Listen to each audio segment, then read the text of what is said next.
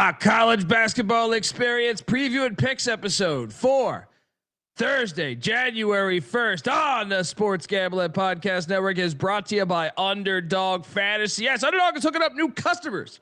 Play just $5, get $75 in bonus funds when you sign up with our promo code. That is TCE SGPN. So do that, and remember, as always, folks, to let it ride. This is Coach June Jones, and you're listening to SGPN. Let it ride.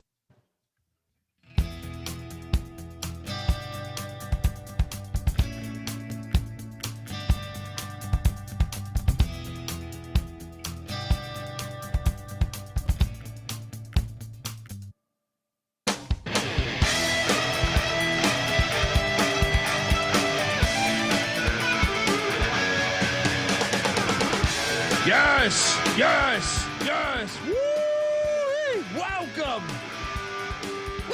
to the college basketball experience preview and picks episode for Thursday, January 1st. Happy New Year. Happy new everything. All right. As you can tell, it's 3:30 in the morning and I just woke up.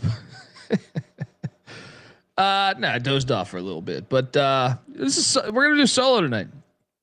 Solo. So you're lucky enough to hear my dumb fucking takes and you get to see my stupid fucking face to welcome you into the new year. You know you're fucked. This year you're fucked. I thought 26 was gonna be good, honey. Now I gotta listen to Dundee talk solo basketball for a fucking 3 hours.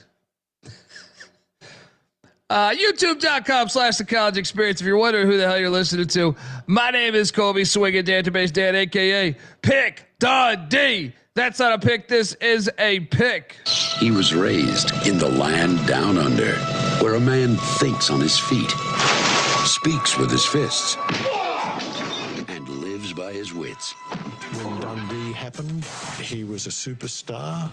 And you're nothing but a chameleon, lemon-headed, coward, terrorist pussy. And I'm after you, buddy. You're going to pay for it. Good night.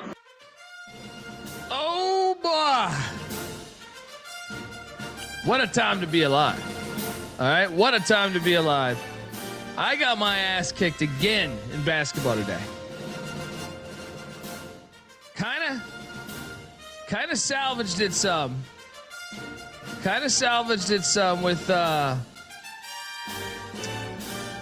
with some great. Actually, I think we're getting the Calvary together. Look, I'm not gonna sugarcoat this thing for you. I got fucking destroyed today in basketball. The only silver lining that I can find in today, I went 8-17. Yeah, I lost a little over $900 on basketball. The only silver lining was that I had the Miami fucking Hurricanes money line in football, and I had the Iowa Hawkeyes money line in football, and that got me out of this thing. I also had Arizona State and then one other one. Anyway, but I got my ass completely kicked. And then shout out, I think we're going to have some people join in on, this is what I love about the community we're building here. I think we're going to have a couple mystery guests joining us maybe. But anyway, let's get to reacting because, we got a lot to talk about. Wait, that's on the, that's on the final slide here. But out the gate, I mean, this was not like the day before. This was not like the day before where I felt like it was just a terrible day gambling because of the way the games happened. No, this one I kind of just got my ass kicked. Wake Forest, NC State. We started things off just with an absolute first half. Things were going good. I thought Wake was going to get home. Second half, a different story. Credit to the Pussy Pack and their arena. I know Will Wade went off on a reporter after the game. Yeah, I mean, bad play. This one, I was not on the right side of this at any, it wasn't lucky. But having said that, I would play the game. Like I even got 10.5, by the way. But it's just the rivalry play. You take the points. I feel like more times than not, it hit. It will hit. Yeah, Charles, my dog did hit in basketball too, but I got my ass whooped as far as a good amount of games. That's what I was thinking of actually. That's the bowl game that I thought I was. I had Iowa, I had Arizona State, I had the Miami Hurricanes. The one game I couldn't think of was Virginia Tech moneyline. By the way, we'll talk about that. But yeah, bad play. Shout out to Will Wade. They made the plays down the stretch. They took it to him. Next up, I did not bet this game, but I know Moneyline McIntosh did, and I believe he lost because I think he was laying 2.5. I think he even got the best of the number, and he still lost. This was a fun game to watch. Very good game. Furman wins by 2 to escape this. So I know he had a tough day too. We were talking a little bit earlier. Loser there. Nice SoCon matchup though. Good basketball game. Then we had this one here, and of course I did bet this one because I feel like we had this. Gonna get a big dish of beef chow mein. Oh man, Commerce loses by 7. They foul when they didn't have to foul. I mean, I know that you're staying in the game, but it was right around the number. Lamar made the plays down the stretch. Another loser. And then this feels like 5 days ago. ECU, you little fucking piles of shit. Mike Schwartz, your basketball program is shit. All right. I mean, we were in position to win this game. What's my guy's name for Tulane? He just got hot and he was clutch. Williams was burying these threes. And we couldn't stop him. Down the stretch. Shout out to L. Ron Hunter, Battlefield Earth, gets this one. And I eat a pile of shit. Here, Mac bet this too. We both eat a pile of shit. Then, how about this game, by the way? I picked this correctly. Of course, didn't bet it. But can somebody figure out Loyola Chicago? I watched this whole game. Loyola Chicago actually whooped their ass. The score's kind of deceiving. Just as a 4-point win, they were up like double digits majority of this game. Shout out to those Ramblers here. And I am joined right now by, you might have heard us. We did a DFS show for football for a few weeks before, the show never got canceled, but life happened. All right. Life happened. He has his own channel. You've heard him on VSiN. You've heard him on Sports Grid. You should check out Rob Donaldson's Best Bets because I give you the great Rob Donaldson.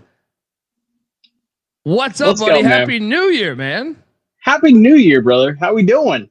Dude, honestly, I have 2 beers and I have a glass of ice here. And those would be my first drinks of the whole fucking 24-hour stretch here. No shot. There's no shot. Dude, I let the wife and kids get out of town. Mm-hmm. I watched that Miami game. I had it on the money line, right? And I was planning on getting drunk right around then, right? I fell asleep. Right after that, I fell asleep. Oh, gosh. There was no sports on. What was I supposed to do? Watch fucking Unsolved Mysteries or some shit? You know what I mean? Like, it was just like, wait a second. I think we should have had a Hawaii basketball game or something. But so yeah, dead fucking sober until this very minute. I poured the ice for a reason. We're gonna celebrate this new yonder. Hell yeah, dude! Can you figure out these Loyola Chicago Ramblers because they have now beat Santa Clara and Rhode Island in back-to-back games after being the worst team in college basketball maybe prior to this? Did they figure something out? Well, can I tell you something? So last night you guys were like poo-pooing this game, and you guys were saying, "Hey, this is not a viable option in terms of like betting on the Loyola Chicago side." Well, I actually went on the money line on 5-1, and so Loyola Chicago made my entire day. Like actually, like they were the pinnacle of why I had a fun time on New Year's Eve. Buddy, you just came in and flushed the toilet on Pick Dundee here. So you guys were just brushing this one by, right? I came in. Fire away, buddy. I had a short little yapper in Virginia Tech. Yeah, there we go. I'll go get that beer mug.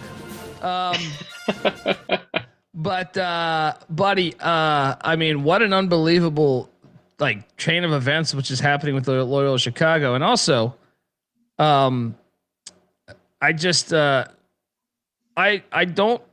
Yeah, I mean, to Travis's point in the chat, this is amateur hour tonight. You know what I mean? It's I'm in my 40s. You know what I mean? Like the whole world's drinking.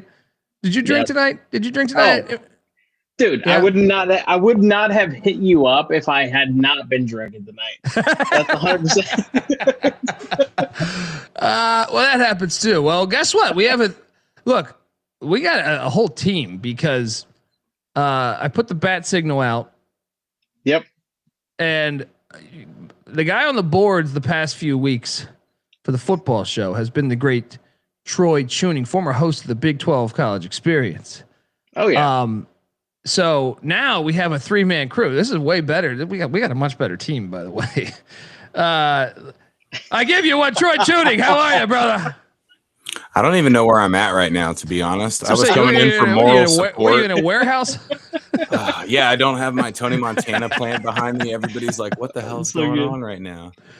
How you doing, buddy? Happy New Year. I participated in your favorite side usage today, Colby. Mushrooms? Nice little, second favorite, I guess. You know, you do them in the parking lot in Greenville before the football you huff games. paint. You huff paint today? Almost. The little Whippets. canister Whippets. version. Yeah. Oh God.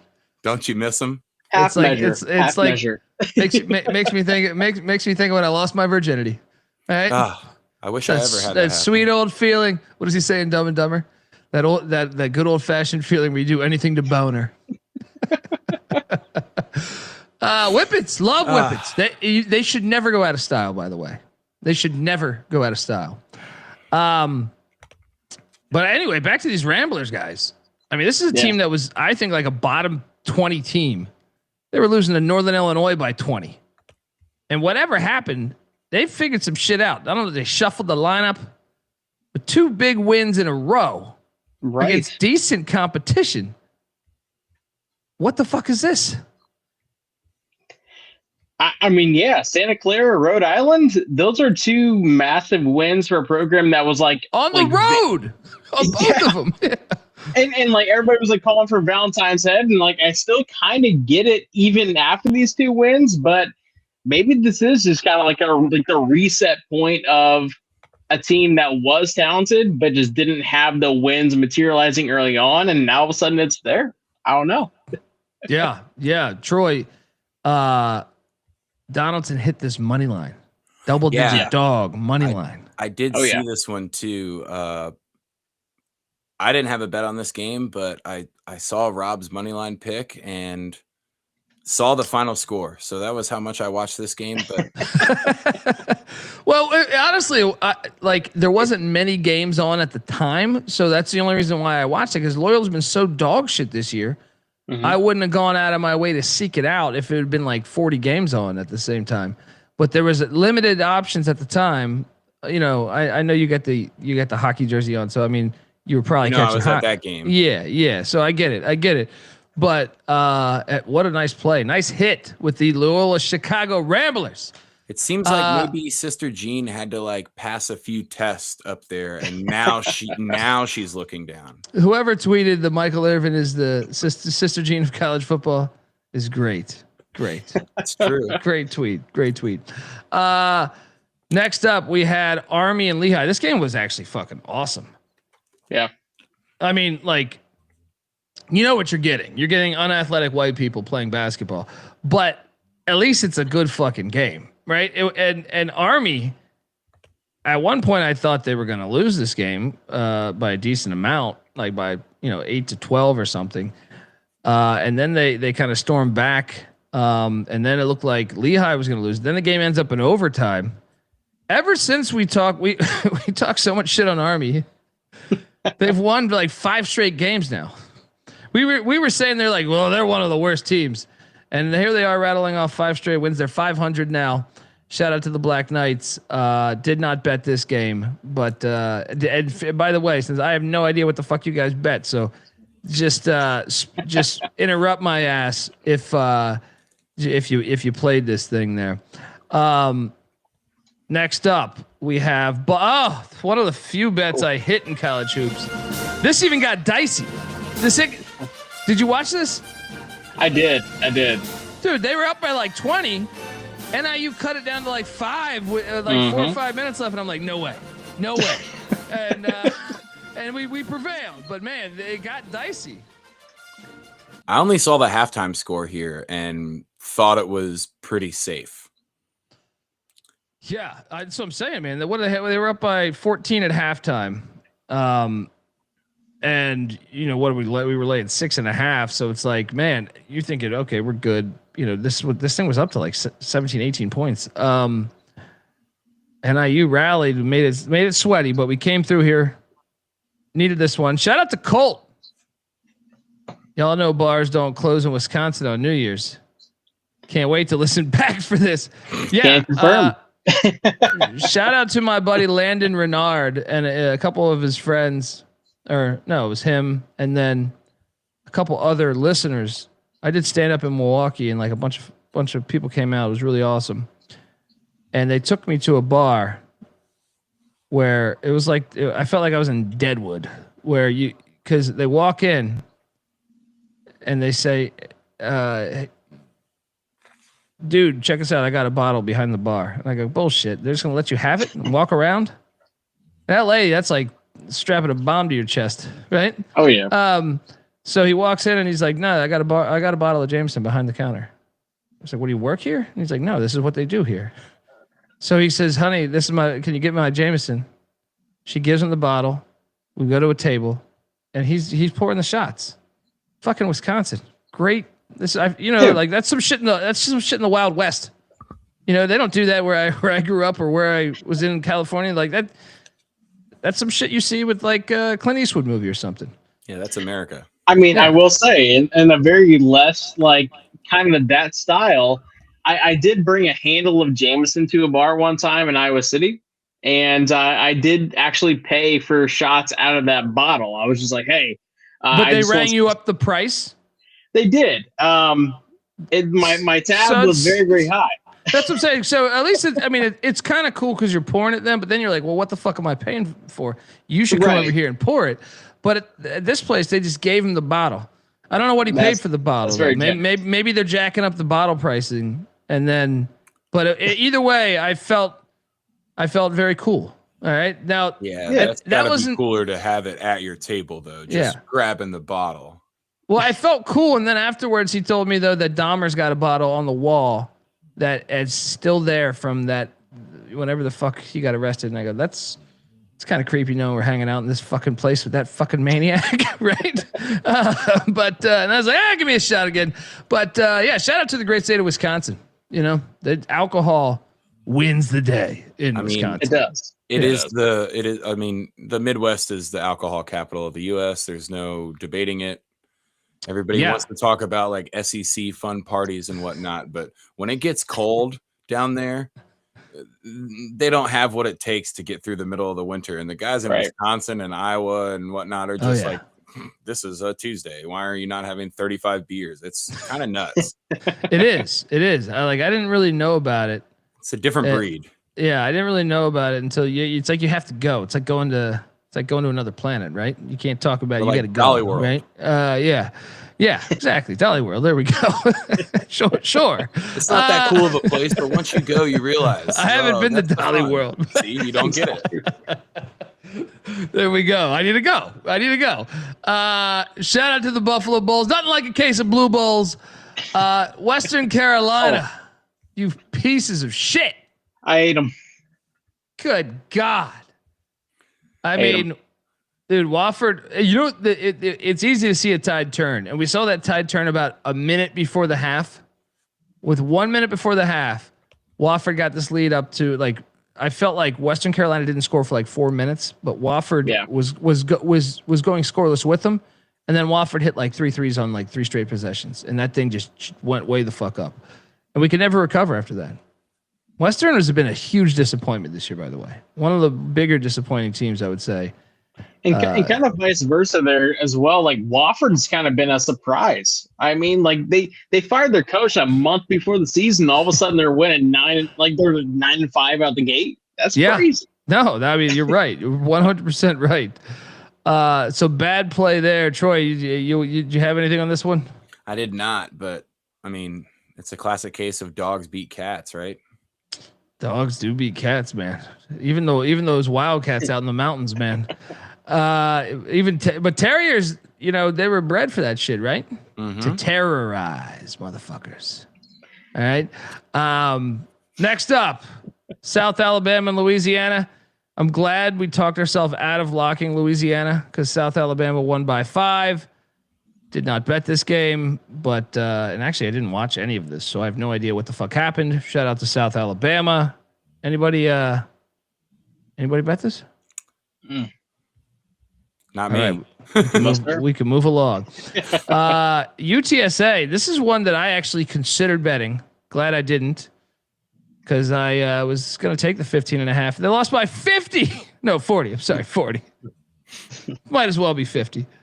I mean, come on, you fucking losers. How do you lose by 40? This was another one where I just saw the halftime score and was like, holy shit. Unbelievable. Unbelievable. Crushed. FAU and the Beach are back. I want you guys to, I'm going to give you guys a good game in a second here. But first, this was a double lock by me and Mac. I think Beanick actually battled us, the more I think about it. What's crazy is I got a great number on this too. I think I had 9.5, and they lose by 15. Fucking Greyhounds, man. Me and Mac ate shit here. I think Beanick battled here. Not 100%, but I think so. AU's good. I just thought the regionality would win the day, and I was wrong. Anybody bet this? Yeah. Did you take AU? I did not. But this does feel like kind of like a Beanick battle spot. So I 100% align with kind of that thinking. The worst part about it is I feel like I'm very pro AU with Dwayne Simpkins there. I'm a fan of the head coach. Yep. And so I take them a lot, but I just thought, man, it's a big number. It's the holidays, it's the holidays. Yep. Shopping's a bitch. Leaving the house is a bitch, and you got regionality, you got little brother coming in. Bad play. Did not bet this, but I believe McIntosh did. And McIntosh, he covered by the hook. He took Boston and they covered by the hook. So he cashed on this. The Terriers. Let's go. Yeah. Navy wins by 5. Bignini had a big game for Navy. Anyone? No action here? No Devils. Yeah, smart. Next up, Clemson and Syracuse. There was a blizzard. They still played. I thought the line stunk, so I picked Syracuse. I did not bet the game. Syracuse had a chance at a 3 to tie the game, which they missed. Actually, the 3 would have, I think, won the game, but they fouled after that, and they made one free throw. But thoughts on this one, and talk for 5 seconds while I grab my beer stein that Josh sent me. Well, I know that you probably bet this one, Rob. I actually laid off, and I think the biggest reason is I think both these teams, Syracuse and Clemson, are kind of like one of those teams that I just don't have a good feel of in general, because Syracuse is weird in the non-con where they were actually winning some games that I didn't think they would win, or competing in some games I didn't think they compete in. And all of a sudden, I feel like Clemson is kind of doing the same exact thing. I got kind of tricked by the line on this one and took Syracuse because of how short it was. I almost did. Total trap. But yeah, Syracuse is definitely not one that I have a feel on. Looking back, I probably shouldn't have been trapped here. But yeah, ACC basketball. ACC football, though. I was going to say ACC basketball is actually, I would say, taking a pretty big step up so far this year. Yeah, I would agree with that. And I guess I had a good feel on ACC basketball when they stink, like Mac, and now I don't have a good feel when they're not bad because I fade them. So much like Mac, I'll probably eat shit on the ACC this year. Yeah, I mean, I feel like I have a better grasp than a year ago, to a certain extent. I did lose. Well, I did pick this game incorrectly, and I lost the Wake Forest play. Syracuse, though, 9-5. I still think this is Autry's final season, but we'll see. Clemson is kind of flying under the radar a little bit in the ACC. I think Brownell's just a good coach. I think he'll have them competing there. Then my dog, and I will bring this up, even though I did have a bad night when it comes to basketball picks. 3 out of the past 4 nights, I've nailed a pretty decent sized dog as the hook. This game, by the way, actually, fuck my touting. Fuck my touting. This game was a top 5 watch, I think, for the whole season. 100%. I know that Troy USC game is probably better, but this fucking game was absolutely insane. Mm-hmm. If you did not watch this and you're bored tomorrow, you're hungover as shit, put this shit on one of your TVs, because this thing delivered double overtime. I mean, at one point Virginia, triple overtime, but in the double overtime, it looked like the Hokies had won it, and Virginia kind of pulled it out of their ass, and some lazy boxing out by the Hokies. But the money line dog hits. This game was absolutely it just delivered, man. It just delivered. Huge win for the Hokies too, because I think it matters more to them than for the Wahoos, for that resume that they're building. I think the Wahoos are going to be fine getting into the NCAA tournament. I remember Mike Young saying, "Got to win the Providence game, got to win the South Carolina game, right, and not trip up." And they almost tripped up to Elon, right? So they didn't trip up in the non-con. They got to the conference, scheduling, and they grab a huge win like this, man. Yeah. This was I think this was a triple lock yesterday, by the way, for us. Did you bet this, Rob? I did not, but no, to your point, like this was like one of the best games of the entire season. And I think like Virginia Tech won. They needed this game like more than anything else in the world. And also like, it was just like they battled some crazy adversity to actually win this game. Because they fell down in like the first OT. They fell down in the second OT. They also should have closed out in like regulation, I think, as well. But like, no, it was still impressive from Virginia Tech there. Yeah, they should have closed it out in the second overtime for sure. Because like they had the Enter Sandman going in the basketball arena there. Yeah, and it just seemed like, and then it was like, wait, how did that? I'm actually shocked, because after that it seemed like the crowd was on like, what does he say in Spinal Tap? Rest in peace, Rob Reiner. Ours goes to volume 11, right? They were at volume 11. If you take a look at this amp, you'll notice something different about every knob. Funniest fucking scene maybe ever in a movie, by the way. So once Virginia got it to that third overtime, I was terrified that like that building had lost all of its energy. So credit to the Hokies for rallying there. And what a fucking game. Triple lock there. Cashes. Troy, did you bet this? Luckily I didn't. Because you would have been on the Wahoos? I think I would have been on the Wahoos, but I didn't. I could bet Virginia schools when I get to DC, but in the state of Virginia, you can't bet any of the home schools. Yeah. So I was forced to stay off of this one, and that might have saved me. I want to say we should take Virginia Tech more serious, but I also think we're about to get a point here where you can sell pretty high on them after this one. I think they're going to be a tournament team this year, but they need to.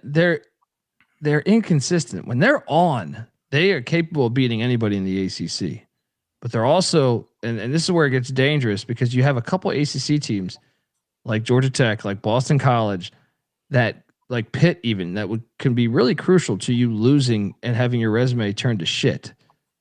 They need to make sure they don't trip up. Like if you lose, make sure you lose to a good team.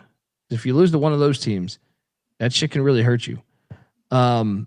Next up, it was nice to see a home game for packed. Tech actually packed. Like that's without students in session too. That's pretty awesome. Last year I was making fun of their fucking stadium, saying, "What the fuck? Where are these fans at?" I've been to Blacksburg many times. Yeah, that's what I'm saying. So it's like, man, folks. Before we get to this next one here, which was a very good game.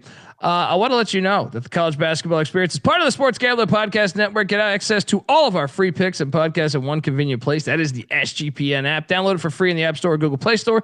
Just type in SGPN and let it ride. We're also brought to you by Kalshi. Yes, we just partnered up with Kalshi, a real money prediction market legal in all 50 states. Yes, all 50 states. You can trade tons of markets. I mean, not only sports, because they have every sport you can trade, but also props. And how about this? Other markets like politics, entertainment, hell, even the weather. I was looking at that shit. I saw a commercial for it the other day. They're like, how many hurricanes? Or no, it was how many tornadoes do you think will hit? Nothing like that. Nothing like rooting for human problems. I like it because I mean, look, if you can remove it and just say, these tornadoes do pop up. You should be able to bet on it. You know what I mean? You should be able to bet on everything in life. So check out Kalshi. Customers get $20 when they use the promo code SGPN. That's KALSHI for Kalshi. Promo code SGPN. We're also brought to you by Underdog Fantasy. Yes, Underdog is your home for pick'em entries where you could win up to 5,000 times the amount of money you enter. Underdog has a new, the holiday seasons, I think it's wrapped right now. But look, Underdog's got a brand new offer for new customers. Play $5, get $75 in bonus funds when you sign up with our promo code. That is TCE SGPN. So do that and let it ride. All right. Yeah. James Franklin, he hopped on the play-by-play at one point. There you go. There you go. This game was delivered. I picked it correctly, just did not bet it. If you notice that trend, I feel like almost every game that I did not play worked out for me. Campbell wins by 3. Two good teams. Two teams I think could. I'm not going to rule them out for a potential, run in the tournament within the CAA. Because I think both are solid teams. But yeah, nice win, nice road win, man. Something about King Rice when he is a favorite. He just can't get it done, man. Shout out to the Campbell Camels, man. Anyone bet this? No? I actually bet this one. Okay. Let's go. I have a go-to system, and this is one of the classic Troy handicaps, but camels travel well because they can store so much water. If you're going to give the Campbell Camels points on the road in conference, I'm almost always going to take them. Yeah, I'm fascinated by camels, to tell you the truth, man. Which ones? The spider camels, is that what they're called? There's African and Arabian, right? Like 1 hump, 2 hump. What's the spider camel? That's a fucking type of spider, isn't it? There's some type of thing out there. But I don't know. I don't know the difference between African and Arabian. So I gotta delete myself out of this conversation. I have no clue about the different it's like Fergie. You base it on the humps. 1 hump or 2 hump. I like, you know why I respect camels? It's because they're fucking dickheads of humans. Rightfully so. Right? The horse just gave in. Right? The horse is like, you had a video about it, like camels it's last the year, best. right? It's one of my favorite videos. I probably watch this thing once a week. Right? Once a week I watch this video. It's some jackass and like it looks like, I don't know, somewhere in the Middle East who he's mad at his camel, or he's just fucking with the camel for no reason. Just punches it right in the face. No reason. Yeah, and then the camel just grabs his ass and just with his mouth and just tosses him like fucking 20 yards. It's everything you want to see because of the justice. You get justice within 5 seconds. It's like this dude just cold cocks a fucking camel for no reason. And then this camel just like, all right, fuck you, dude. I respect them more. And they got all those fucking eyelids. You know what I mean? Well, how many islands do they have, Troy? They got a lot of islands, dude. I think they have like 6 islands or something, like 3 on each side, and they're just built for it, man. They're forward tough. All right. So you're definitely a fan of the Arabian camels because is that a sexual position? Right? I don't think you want to look any of this up on Urban. Is that on Urban? I'm about to say, yeah, things were dull, and then I gave her the old Arabian camel. Right? Spiced it up right away.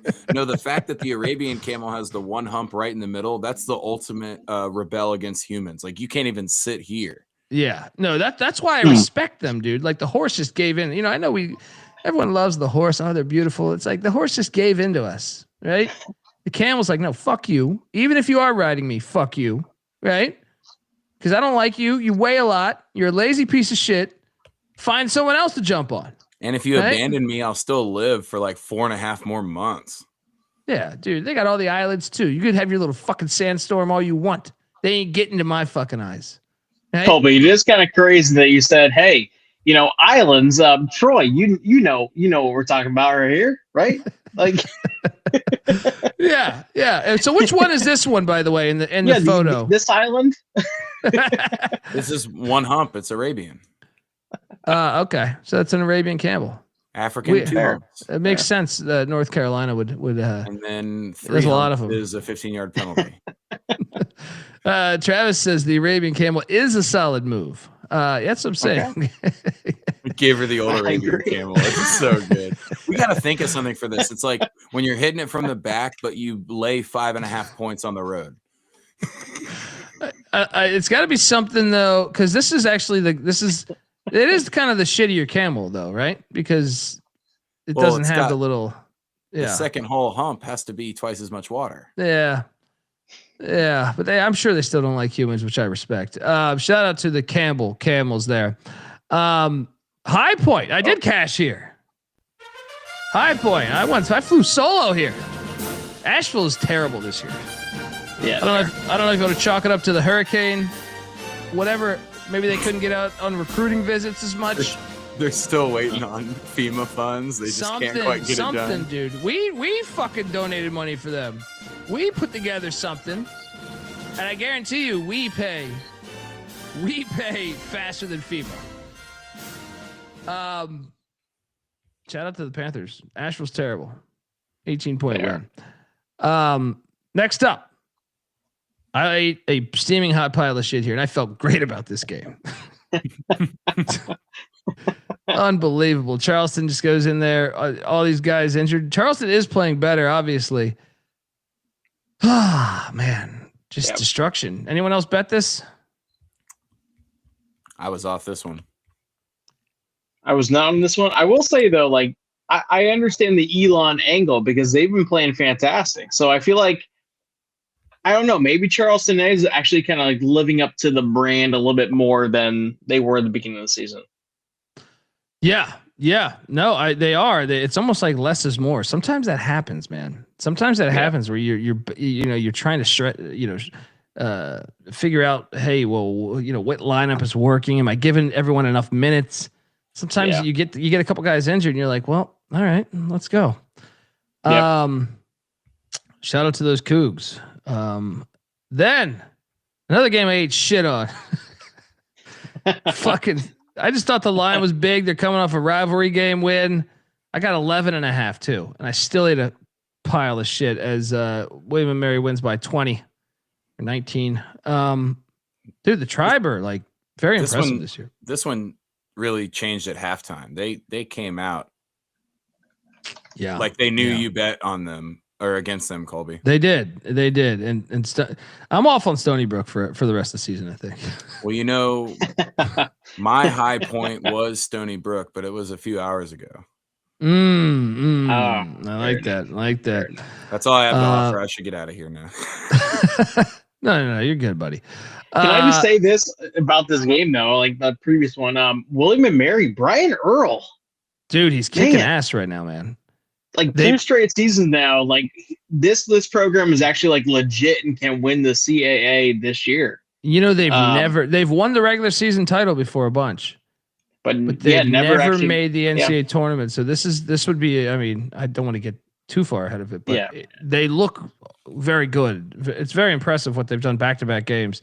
Yeah, especially in a season where like Charleston is down and like UNC Dub kind of feels like they're good, but they're not like the head and shoulders above everybody else kind of good. Yeah. You're right. Is there a market out there where we can bet like the state to have the most tournament teams and take Virginia? There probably is. Give me like a week and I'll see what I can dig up. Yeah, there probably is. There probably is. It's probably offshore though. Like little next St. James Island offshore or like way offshore? I don't know. Yeah, I don't know. I just know that you can find shit like that sometimes. Like I remember like seeing the one of like which California school in football would have the most wins between like San Diego State, UCLA, USC, and obviously USC was like juiced ridiculously.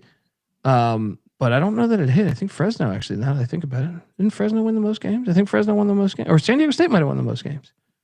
I don't know. San Diego State won, but 9 games. Yeah. I think Fresno might have won 9 too, though. So everything pushed. Yeah. USC won what, 8 or 9? I don't know. 9. But did they? I can't remember. Yeah. I can't remember anything. Like NJIT. That I think Mac might have bet NJIT yesterday. I can't remember. I think Mac and Noah were both on NJIT money line. And they lost by 19, so they lost. They did. This is how much of a dickhead I am. If I'm having a losing day, I want them to have a losing day. Yeah, fuck them both. Right? And that's like, but they're SGPN. You should be rooting for SGPN. No, fuck them. And then they don't. And I'm an Iowa guy, so like, I mean, like even wearing like an Iowa like hoodie, and I want Fran to do well, but this was a very obvious, I think, smash spot for the old Iowa ball coach. Dude, he's doing a good job this year. Yeah, he is. You got to give it to him. I know you hate him. I don't hate him, but at the same time, like I wanted him out of the program. He did his time served. Now please leave the facility. We had the Luka Garza years, and now it's on to bigger and better things. I do agree that you are on the bigger, better things there. This game, much like the Clemson game, this luckily I didn't bet this, but I was very close to betting Old Dominion because the line made no sense to me. And App State wins by 8. App State's kind of a wagon right now, man. There. What are they? Is it? Actually, no. Who'd they lose to? They lost to someone.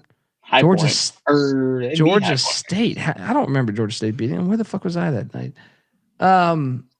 Before that, they've won like 6 of 7. But the Georgia State game, I'm surprised they lost that game.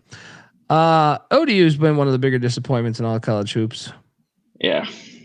This has got to be a buy low on ODU though, because they looked much better in the second half than App State. They just, dug themselves into too deep of a hole.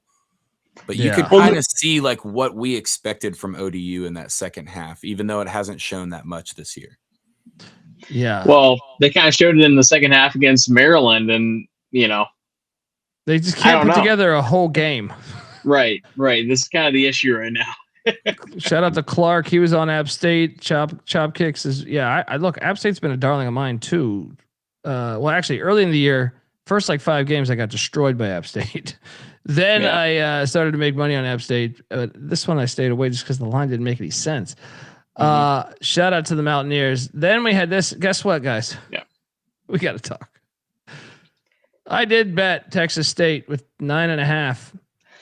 This is a double lock. Mac too. I bet Troy. I think picked it. Oh, nice play.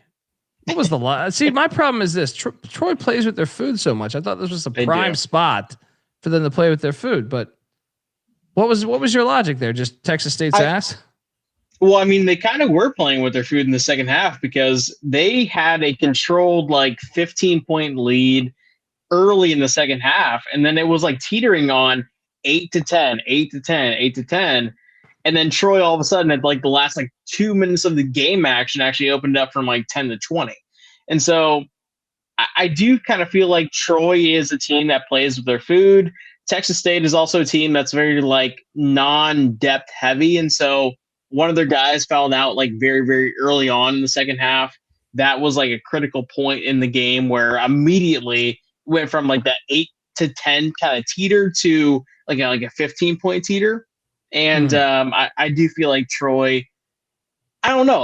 To your point, like I feel like they're a very, very good team, but they're not like a team that's going to be blowing out teams to a crazy extent.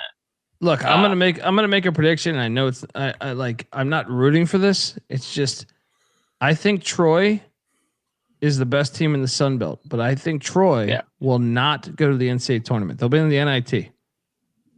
Sun Belt tournament, like App State will beat them or something. Yeah, Arkansas State will beat them. Something. Like you could kind of see it in the second half here too. Like Rob said, they were definitely playing with their food. I think. Yeah. I want Texas them to make State the tournament. should have covered this. I don't think they had any chance of winning it, but without an injury, I do think that second half might have Texas State probably should have covered, but I was hoping when you asked Rob the logic that he said something like, yeah, well, you got to use a Trojan on New Year's Eve. And Troy, you should be betting on Troy every time. I feel like just based on principle. It's like my Long Island Shark play. Just every time I'm betting Long Island. And, well, I can't fade myself. Like, what kind of a gambler are you if you're going to fade yourself? A loser. Even if you're broke, just throw $5 on it every time. Just something. 5 whole bucks. Something. You got to be a part of the Troy movement. You can't even get a double cheeseburger for less than $4 these days. It's true. That is true. Shout out to Josh in the chat who says, I love that big ass. Look at this fire ass beer stein, right?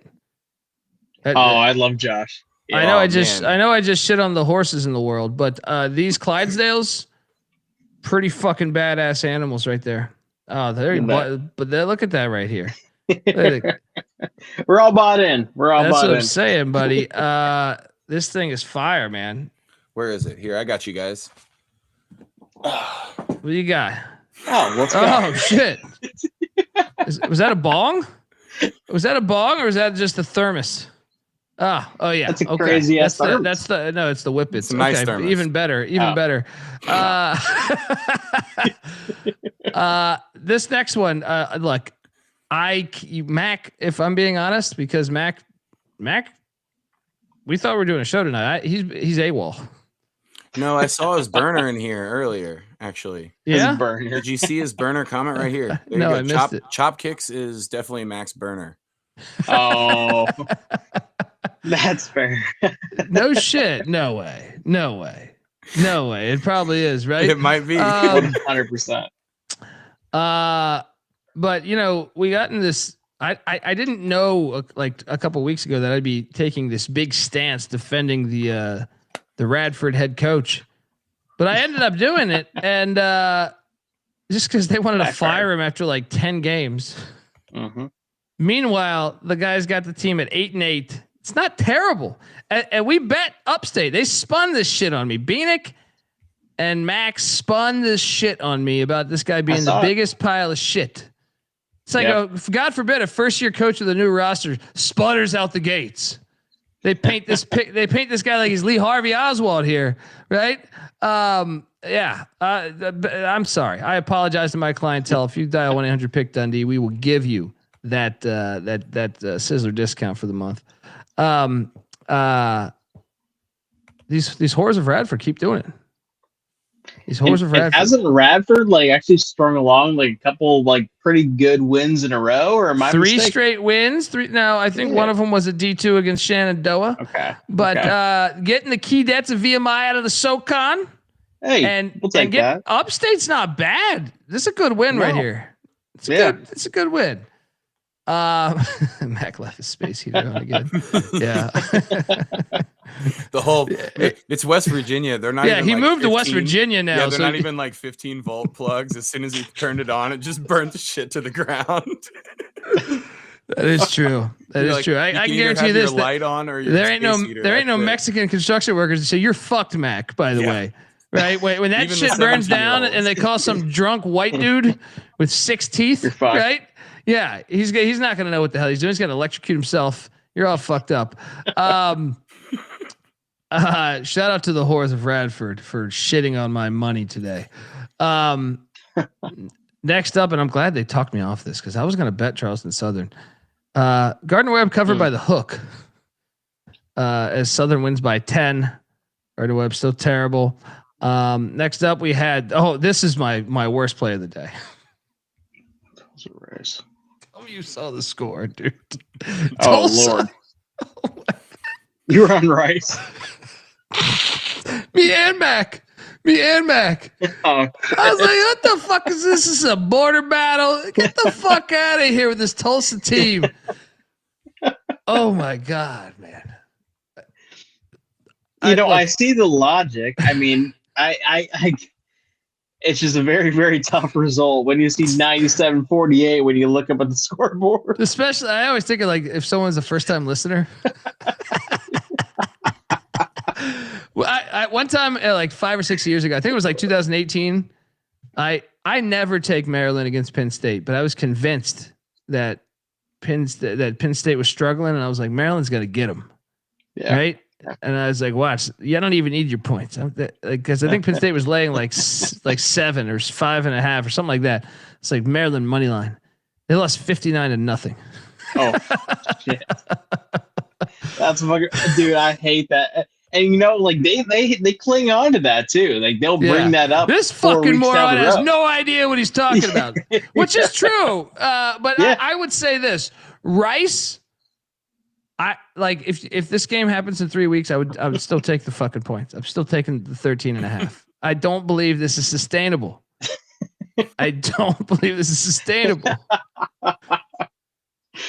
I mean, but how about can we shout out Tulsa though? Like, first conference game. What the fuck is this, man? Dude, are they like? Is the American about to be like a double bid league without Memphis?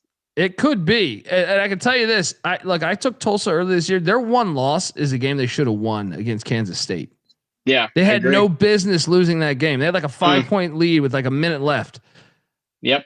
This team, they were in the late 90s. Bill Self was there. They had this guy named Eric Coley that was nasty, and didn't they have Shea Seals too? They had Shea Seals. They went to the Elite Eight. They were nasty. They were really nasty. I would love that team. This is the best team I've seen at Tulsa since then. Now, I'm not saying they're going to the Elite Eight, but I'm just saying like this is the best team that I've seen since then. Shout out to the Golden Hurricane. Is there a chance that when they beat Oklahoma State in football, they just stole the Oklahoma State athletic department's success? It's true. No, you know what really happened though? You know what really happened, Troy, is they got a $30 million donation for their athletic department. Which will really help. Yeah.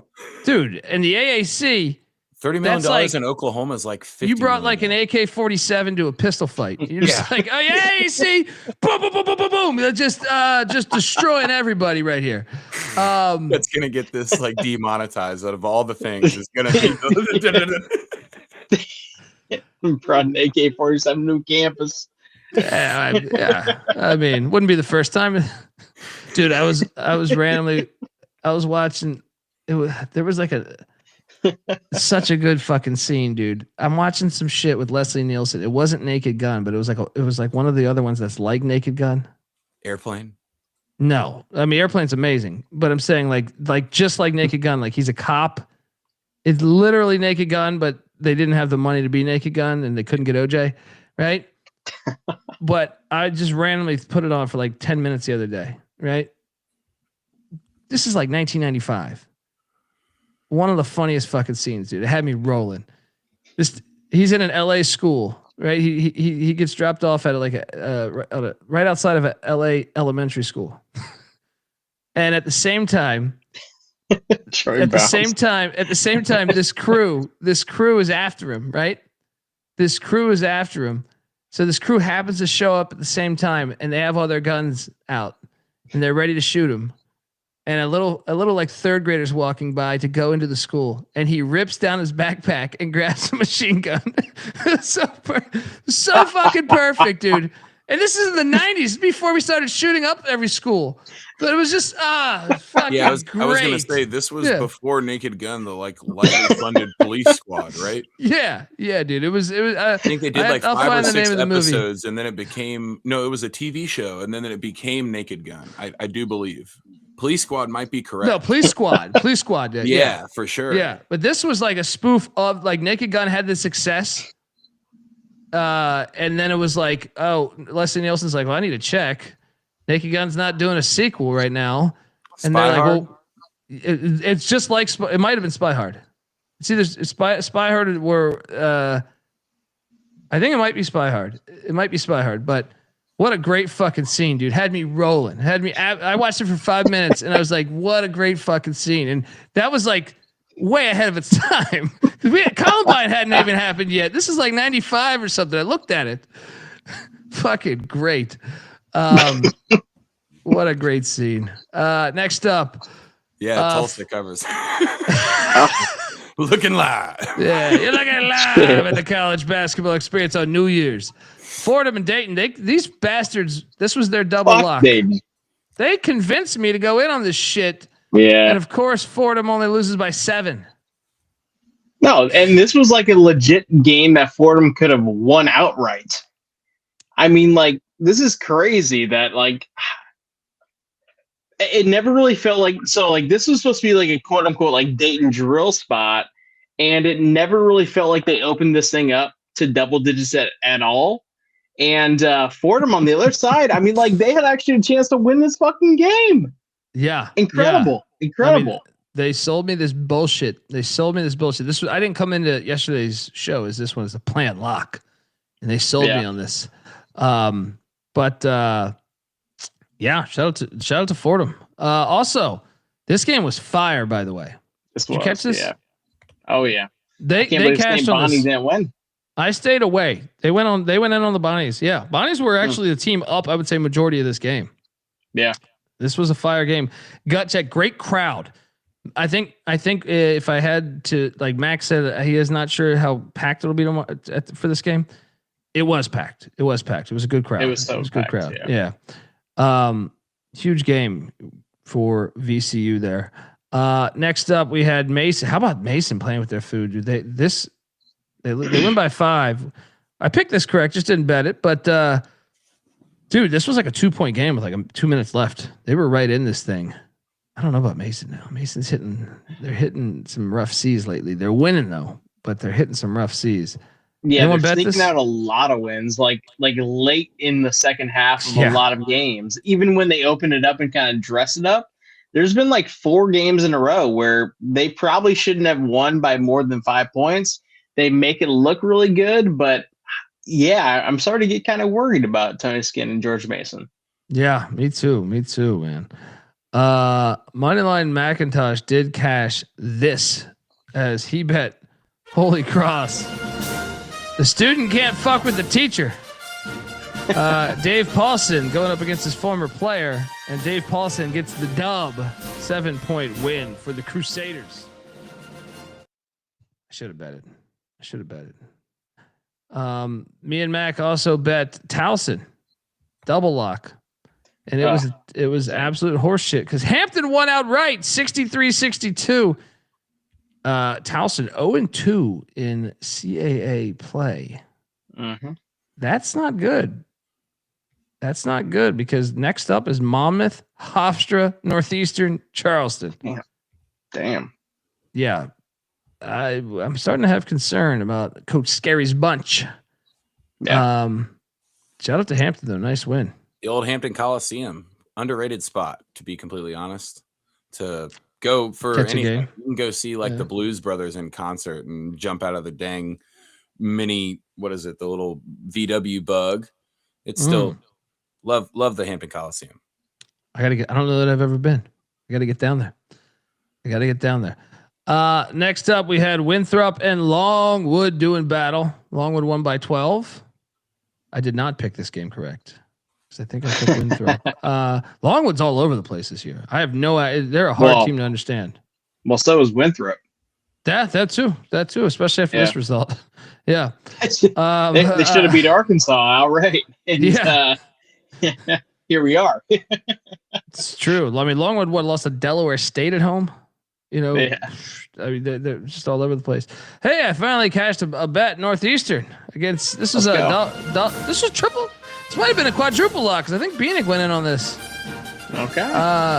85-74 against the Aggies of North Carolina A&T. Bill Cohen bunch, man, they got their shit together. Good coach. Yep.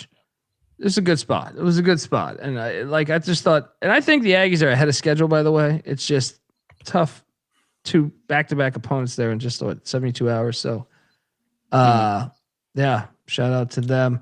Then perhaps one of my better plays, Colgate.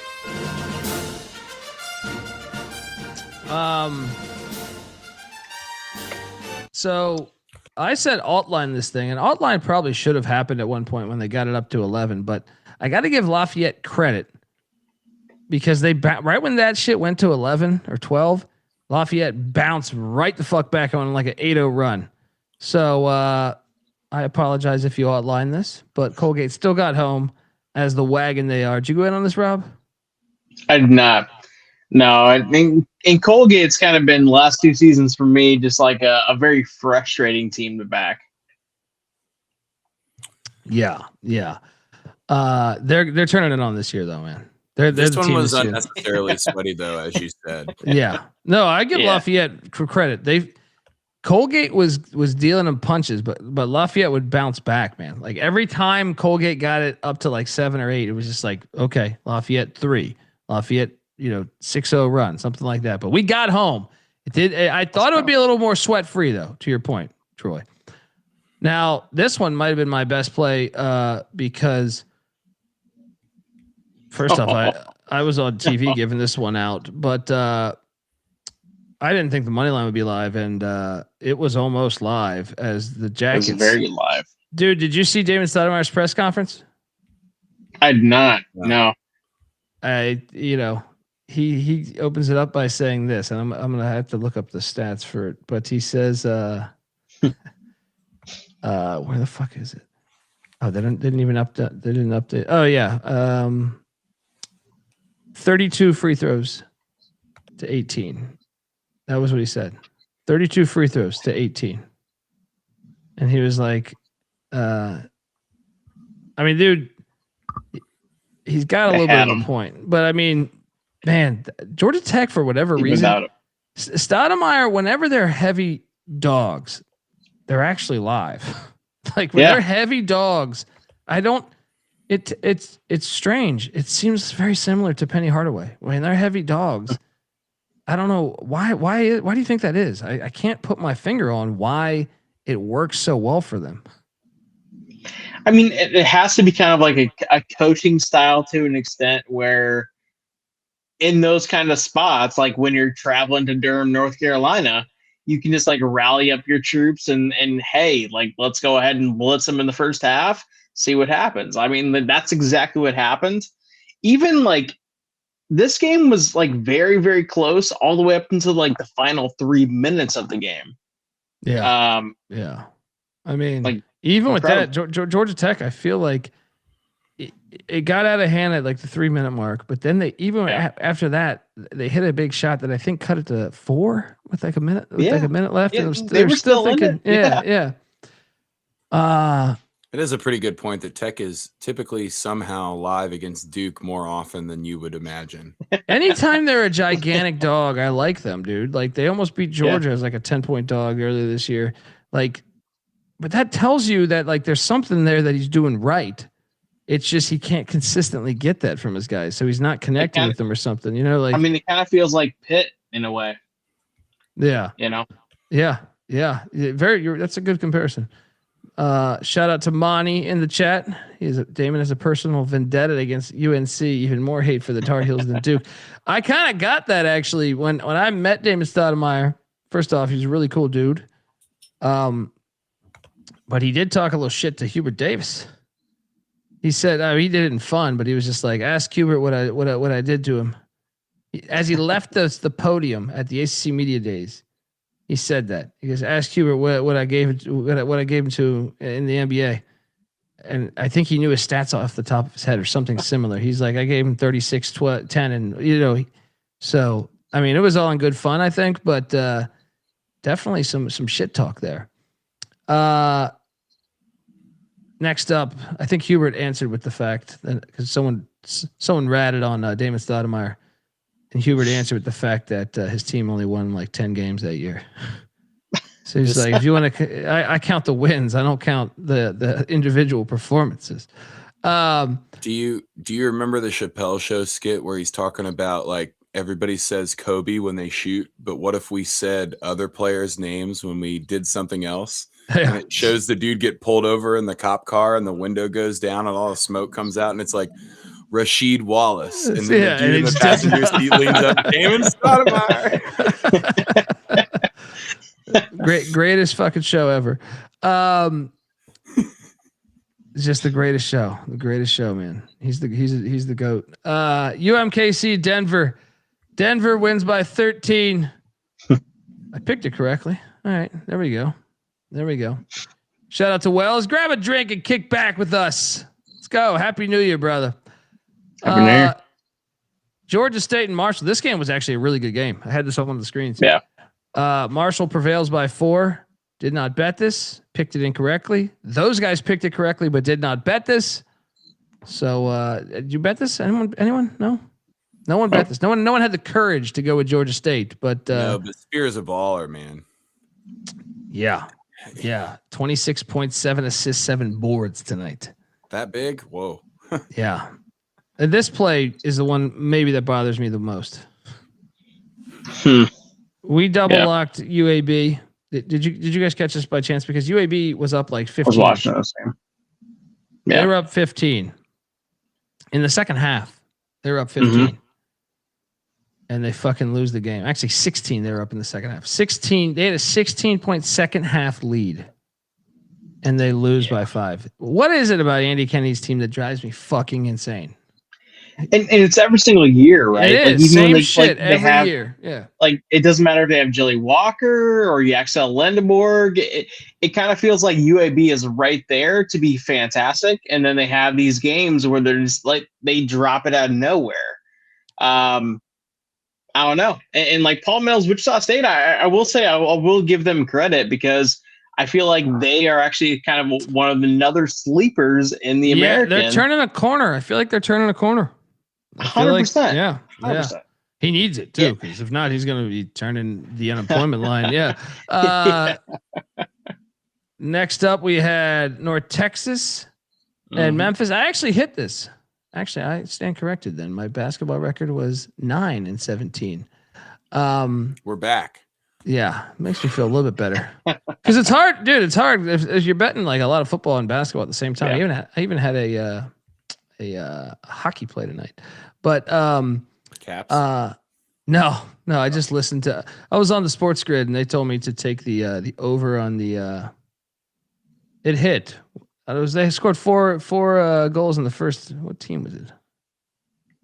I want to say it was maybe Colorado Avalanche. Maybe it's a pretty safe over bet. Betting they scored whatever it was. We bet they scored 4 in the first fucking first period. It hit. So, but anyway, North Texas covered. I'm trying to remember. I think it was the Avalanche. I think does that sound right? Pretty popular over pick. Just Avalanche playing anybody. So, well, one of the hosts is Canadian that was on the show, and he knows hockey really well. And he's like, "Dude, take this." And I was like, "Okay, if you know hockey, I don't." So, sold me, and then it cashed. North Texas though did cover for me, and still Memphis avoided disaster. So there's that. Pretty shitty offensive output from both teams. 57-48. Anyone else touch this? I didn't even have eyes on this. I just saw the score and kind of puked in my mouth a little bit. It almost kind of indicated like a Memphis potential like drill spot, and then they just like didn't cover this line. So I have no idea. I didn't watch this game or bet this game. Yeah. Penny Hardaway system strikes again though. Yeah, it does. Yeah. Exactly, Bill Russo. That's exactly what it was. Next up, St. Joe's. Oh my God. Oh shit. I want to vomit right here. This want to vomit right here, dude. I had this number. I had the points, obviously. St. Louis. They barely got it past 20 the whole game, right? Final couple minutes. So we have it at 20 with the final possession for St. Louis. I mean, St. Joe's is going to get one more. So there's like 45 seconds or something. And St. Louis dunks on St. Joe's and gets fouled. I mean, I might have thrown an object in my family room, just because I saw that and I was like, why would they not just dribble it out? He like aggressively attacks the paint and dunks on this guy and then gets fouled. Such a dickhead move. Bad play. This was double lock. This might have even been a triple lock. Two programs heading in opposite directions right now. Yeah. Salt Frazier went for 20 and 8. Then my losing day continued as George Washington absolutely shit on the Richmond Spiders in the second half. The Colonials got it done by 14. I thought Richmond was going to beat them. They gave up. I mean, Richmond is Mooney's a great defensive coach historically. They gave up 99 to G-Dub. Clark, I know you were on G-Dub, you filthy bastard. All right. G-Dub is a hard team to understand too, man. So is Richmond. I mean, I don't know where they're going under Mooney at this point. I think that I thought they were ahead of schedule in November, but they're regressing a little bit lately. They're regressing a little bit. So very much so. Very much so. Yeah. Gary was on G-Dub too. Yeah. Yeah. I was trying to put up Clark's. Oh, my bad. You know, he was on G-Dub. Well, I mean, look, I took Delaware money line against fucking G-Dub. All right. So there's that. But if you lose to Delaware, normally that's an indication to me that you're not very good. But yeah. I think it might be time to lay off of Richmond with no Mac in town to hit up the sorority girls on Friday night. It might go a little dead. He's, he was the glue. He was the audience. Yeah. Yeah. Is that what you call it? Glue? Is that like your guys' word for it? It's an 80s term. Stephen F. Austin, Northwestern State, SFA wins by 10. Didn't bet this. I picked it incorrectly though. Anyone bet this? No, sir. No, but you got to say where this game was played. Nakatomi Tower. No, I mean Natchitoches. I lost on this one too. This was a double lock by me and Mac. New Orleans got drilled second half. They were winning in the first half. Corpus Christi just got hot late. New Orleans had like a 5-minute drought. Shout out to the Islanders. It was a tough day. It was just a tough day. I stayed away from this one, of course. Hey. Did you bet this? I didn't bet this, but I will say Dave Richmond is one of my favorite head coaches, like away from the Iowa program. Like I really love him, and I think they're going to win the Summit League this year. They have been really impressive this year. They have, very been more than normal, I would say. The best Dave Richmond team since this team, I think, was the year that the whole thing got canceled when they had like Rocky Cruiser and on all those guys. So like, I feel like North Dakota State, this is going to be the year where Dave Richmond kind of propels himself to another job. I still can't believe we lost the March Madness in my lifetime. That's fucking crazy. That's to me, like, that's whether the Chinese created it or not. Those are war. That's an act of war, brother. I had a plus 800 ticket on North Dakota State to win the Summit League that year. They were gonna win the Summit League that year, and I was so like, if this thing was controlled and put out on purpose, whoever made the decision to do it when they did it, death penalty to me. You're right. Like full on death penalty to me. You couldn't have waited a month. Yeah, what the fuck? Probably a Yankees fan or some shit. 100%. UConn Xavier. Yeah, of course we bet Xavier. We lost by like 25. Dude, it was a tough night, dude. The shit was a tough night. Xavier's back to being terrible after looking all right for a little bit. Then of course I stayed away from this, but I picked it correctly. The Nazis took down the Mexicans. I think Mac bet the Nazis. I think he cashed on this. So Mac's not betting the Mexicans against the Nazis. You know his beliefs. Oh, buddy. Yeah. I don't need. I agree. All right. That's my reaction. I don't agree with Mac. I agree with your comment on. Right. Yeah. The analysis is right. I'm team Mexican all day. All right. But yeah, shout out to the Nazis for looking good today. Battle. Then there you go, Frank. You know, Rob also does his own show. If you want to listen to Rob. Oh God. Rob Donaldson bets. Is it best bets or bets? It's just best bets. Yeah. Rob's best bets. Rob's best. I'm fucking this all up, dude. That's the problem. I'm too sober. But yeah, shout out to the Nazis. And then this game was hilarious because DePaul, we cashed on this, but I feel very bad for Cannabis Capper because I might have mushed. So he's in our Slack workspace, and I jumped over to let him know that DePaul is going to do this. I go, dude, they're really doing it, aren't they? And then like the second I said that, Nova went on like a 12-0 run. Whoops! I apologize. But it's the we most still brutal cashed. thing. I will say it's like the most brutal thing when you have the underdog and you're like, you know what? They actually have a chance to pull it off, but it's like lingering on that 6-point lead. Yeah. Rather than them opening it up because that I kind of felt like the entire time DePaul was ahead, it was only they were ahead for that short period of time. Yeah, and I might have mushed that. I might have been the mush there. But it's still cash. So shout out to these RuPaul blue balls. Next up, I did cash on this too, and this was dicey. In fact, shout out to Carlton who did the slides. Well, he did tomorrow's slides. Carlton, he got the worst of this number, so he got 12.5. I got 11.5. So I cashed, but welcome to life gambling. This should have hit even if you had 12.5 though, because Wilmington had this shit at like 18. Good crowd there in Wilmington. They're fire at home, dude. At home is when you play Wilmington. On the road is when it's sketchy. And then I know Mac ate shit here because he bet Georgetown.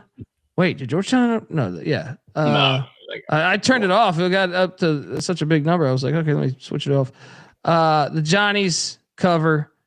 Beanick and Mac, I think, were on Georgetown. So, and Georgetown kind of dressed this thing up, even though they lost by 12. It was kind of like a 21.5 type of game. Yeah, especially the second half. I felt like they clamped down. This is when I should have jumped in the Slack because the Caps played at 12:30 and all the workers were already dead and had to stay for the whole Georgetown game afterwards. So they closed the team store like at the start of the third period and were trying to like give guys breaks because they knew who was coming back for the Georgetown game.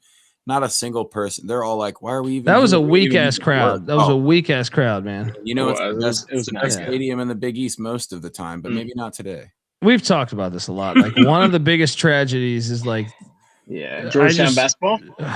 What it was before, dude. A good comparison would probably be the Redskins. Like if you lived in the late 80s and early 90s, the Redskins were like a college football crowd in the NFL. And that shit is like that shit's long gone. Well, they got rid of the band. Yeah, but there's still like a passionate. There's still like there's some passionate fans there, but it wasn't something about RFK Stadium and what they had built. It was like a college crowd, man. And I think John Madden is even on a play-by-play where he compares it. He's like, there's nothing like this in the NFL except this, and he's like, it reminds me of college when he was at, some schools going on. He makes a comparison. It was really like that, Georgetown was like that. What's that? It's kind of crazy. Like I think the FGCU upset was kind of the end of that era. Was it not? It had been teetering. It had been teetering down some. Maybe that was the final. That was the death kiss. But it had been teetering down some. But man, like if you could remember the late '80s, early '90s, I know I might be older than you guys, but it would not be me. Oh, it was, dude. It was like a real energy around the whole fucking city around it. It was unique. Yeah. All right, game balls. Yep. Whoa, what is this? Everyone's let's go with. I'm gonna give it to the Hokies. All right, you needed this. It was crazy. It was chaotic. If you can't pack your crowd the rest of the season based off that game, I don't know what the fuck's going on in Blacksburg. So give me a game ball for the Virginia Tech Hokies. Rob, where are you going? Yeah, the team that made my entire day was Loyola Chicago. 5-1 on the money line. They covered obviously the 10.5 that I grabbed as well. So I'm going to give it to Loyola Chicago. Then Valentine's saving his job, and then he might actually be on a nice little run here. Yeah. No, they're not going to fire him now after 2 wins like that. Shot. Troy, game ball. Campbell Camels outright on the road. Campbell Camels get the game ball. They've been on the road for a minute too, so I like that. They can store a lot and travel for a long time. Everyone should know that. Long live the camel. Down with the horses. Go Camels. Yeah, they're too submissive. Right? They look like Einstein when you zoom in the camera and all my shit's all blown out. Well, I don't know the other. Like this is where is there? What's the other one we do? I don't know. I think it has something to do with like the 14.5 hours. No, it's this one. Blasted. It's this one. This is the one we're supposed to do. Yeah. Sorry. Just let your soul glow. All right. But my second game ball will be.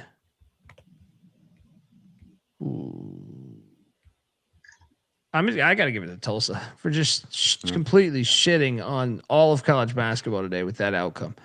97-48. Okay. You have my attention, Golden Hurricane. Donaldson, where are you going next? Yeah, let's give it to Paul Mills and Wichita State. Going on the road against UAB, and this is a program and a coach right now that I think is kind of like fighting for their position in the American and also fighting for their job. They won definitively. You gotta love that kind of thing.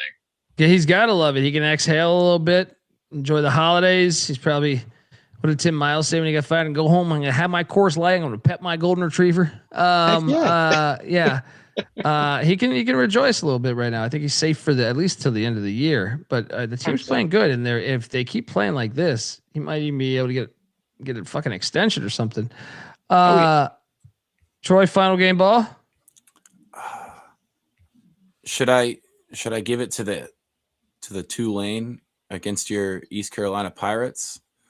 But I really want to go with Troy. I want to give myself a game ball, but Troy might as well do it out of nowhere.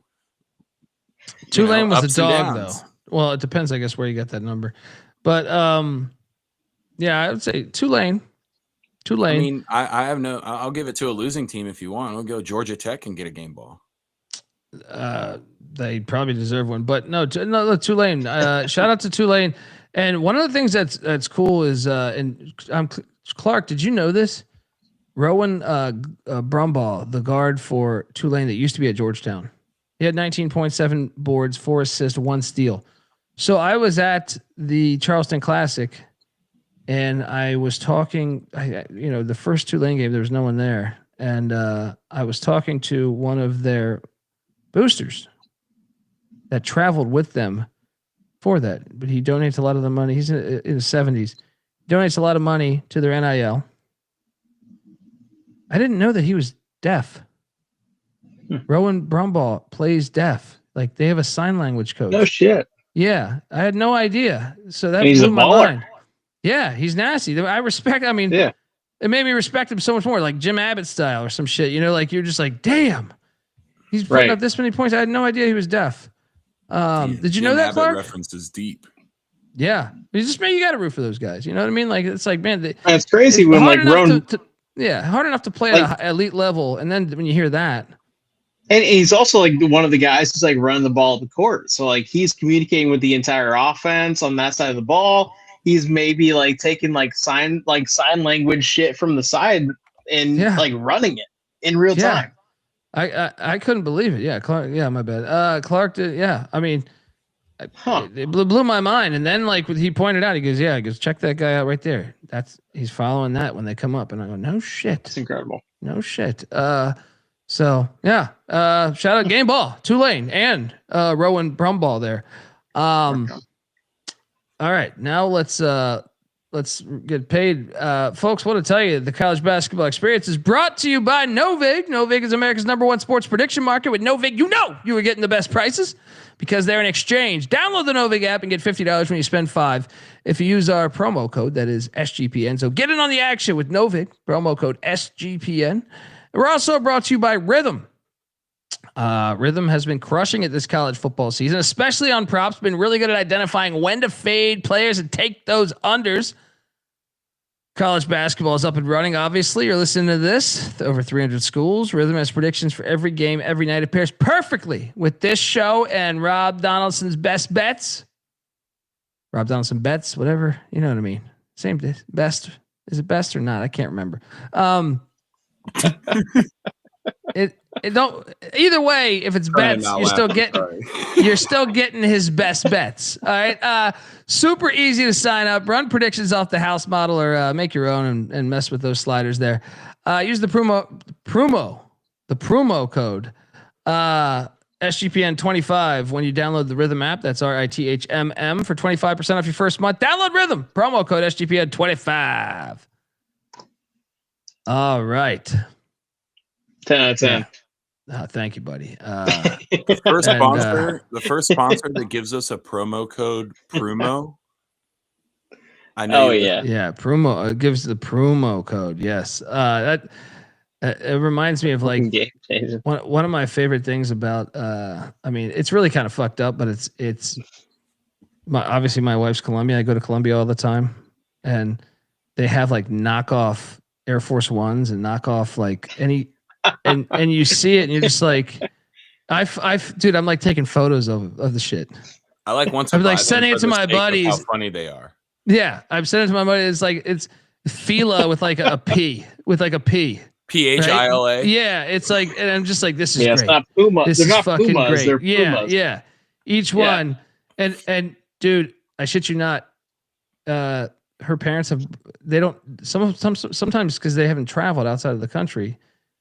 And they don't know that they're a knockoff, right? So I've gotten the gift before that was a knockoff of the shoes. Dude, these shoes lasted like a week. I'm telling you, dude, like maybe a month. The whole sole fell off the fucking bottom of the shoe. And you're just like, damn. Yeah. Damn. I mean, it's fucked up. It's fucked up, but it's still hilarious. Let's be honest. Like, it's fucked up because you're making fun of like everyone, like the whole goddamn town's probably buying this shit. But at the same time, it's just like they just changed like one letter. Yeah. They tried to keep the logo the same, and they just changed one little thing. Motherfuckers buying knockoffs. I got the whole damn sweatshop, bitch. Yeah. Dude, look, one of the first things I thought about was I could make a fucking killing bringing down shit, you know, and changing it. I could be Phil Knight, but spelled with an N, right? Dude, you could sell the fucking SGPN/PC merchandise down there for $70 a pop. Just put a Nike logo on it and sell it down there. I flipped the Nike logo like just a third of an angle, right? Armor third of a degree, right? And just my name is here you go. Get some identification. Phil Knight. My last name's Nite. Yeah, right? My name is Phil Knight. Refs Are Terrorist shirt overseas seems like it. There could be. It could play difficult. Dude, the refs are terrorists. Let me tell you something, buddy. I live in like right now close to like golfing old people shit. Like not not in exactly my neighborhood, but like within a 10-minute drive. Like I'm close to Pinehurst. The Mac to School shirt, fantastic. Dude, YouTube.com/the college experience. But dude, I wear that Wrestler Terrorist shirt, and I feel like I feel like a fish out of water naturally where I'm at a little bit. But when I wear sometimes I forget I'm wearing the Wrestler Terrorist shirt, and I walk into a store and I see like all these old white people just stare at me like what is that you're wearing? And I'm like, it'd be funny to wear in somewhere in like the Middle East, and they all just start like clapping for the rest. Yeah, Wrestler Terrorists, we love them. Yeah. No, it's like really, it's like the soccer ref. He bombed a school last week, so yeah, they were storing ammunition in that school. It wasn't just a school. Yeah, what a world, right? 2026, guys. Welcome. We made it to 26 somehow, right? Look, I'm telling you guys, if I have a great week and a great year, I'm buying. I sound like Clark Griswold here. I'm buying all you guys a trip to our summer pool that we're putting in. No, I'm buying all you guys Fila with a P. Everyone's gonna have Fila shoes with a P. I'll hook up everybody in the chat. Let's go. Can't wait for that armor under, baby. We got a fire slate tomorrow. Somewhat mid-major fire. Obviously, it's fire. It's fire on the football front. Hang on, I can't see that yet because I have the slides loading. So all I see is just the blank screen right now. So give me a second. I'm assuming. All right, I got you. Thanks, Frank. Yeah. Video game controller punches and kicks in between the words super effective. I like that. Come on, man. I should have loaded the slides before. Appreciate the $50, Frank. Can you see me right now? Blind right now. Oh yeah, we see. I'm flying blind. Yeah. Well, it's loading the slide, so I'm just seeing like the thing right now. So anyway. And I will say, shout out to Frank because he not only like watches my videos, but he's very critical of my videos, and I appreciate that because I bet on Toledo the other night. I'm sorry, Frank. I steered you wrong, brother. I apologize. Well, that's part of sticking your neck out there and doing the picks. Sometimes, I look, Tulsa violated me today. Right? what Tulsa did to me was just so bad. Hey, we got Matola in here. Hey, there we go. Happy New Year, you fucking jalapeno popping, Applebee's loving motherfucker. Only like 2 hours into 2026 for Matola, I think. That's true. It's like barely 26 right now for you. Matola, what do you sell, Matola? Because he's always doing these business trips to Yuma and Albuquerque. Fucking, I want to know what do you sell? What product are you pushing over there? We open up the day at 1 p.m. with a SoCon classic, Samford, heading to VMI in Lexington, Virginia. There at the Cameron Hall. Will the cadets be there? Probably. Do they have a choice? Well, during the weekdays, they're normally in class. It's the holidays. Sanford's laying 4.5. Actually, I see it at 5.5 now, so the slide is off by a point now. Give me VMI. No bet. Donaldson, what are you doing here? Yeah, this is one of those ones where it's like I have no feel on either team. Give me Samford laying the points. I have no bet here. I'm assuming the cadets are out right now, right? I would think so. So no one's going to be at this game.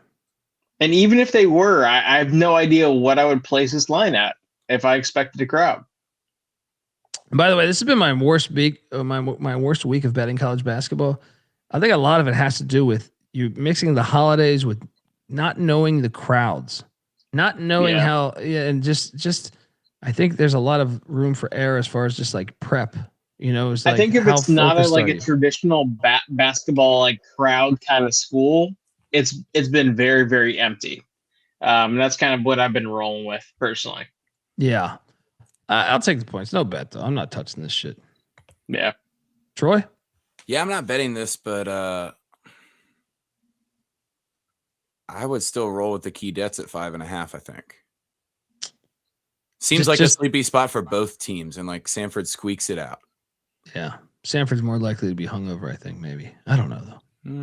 I don't know. You never know. Those key debts get after it. That's what I'm saying. They do get after it. I was with some Army guys tonight, and I can tell you, they definitely get after it.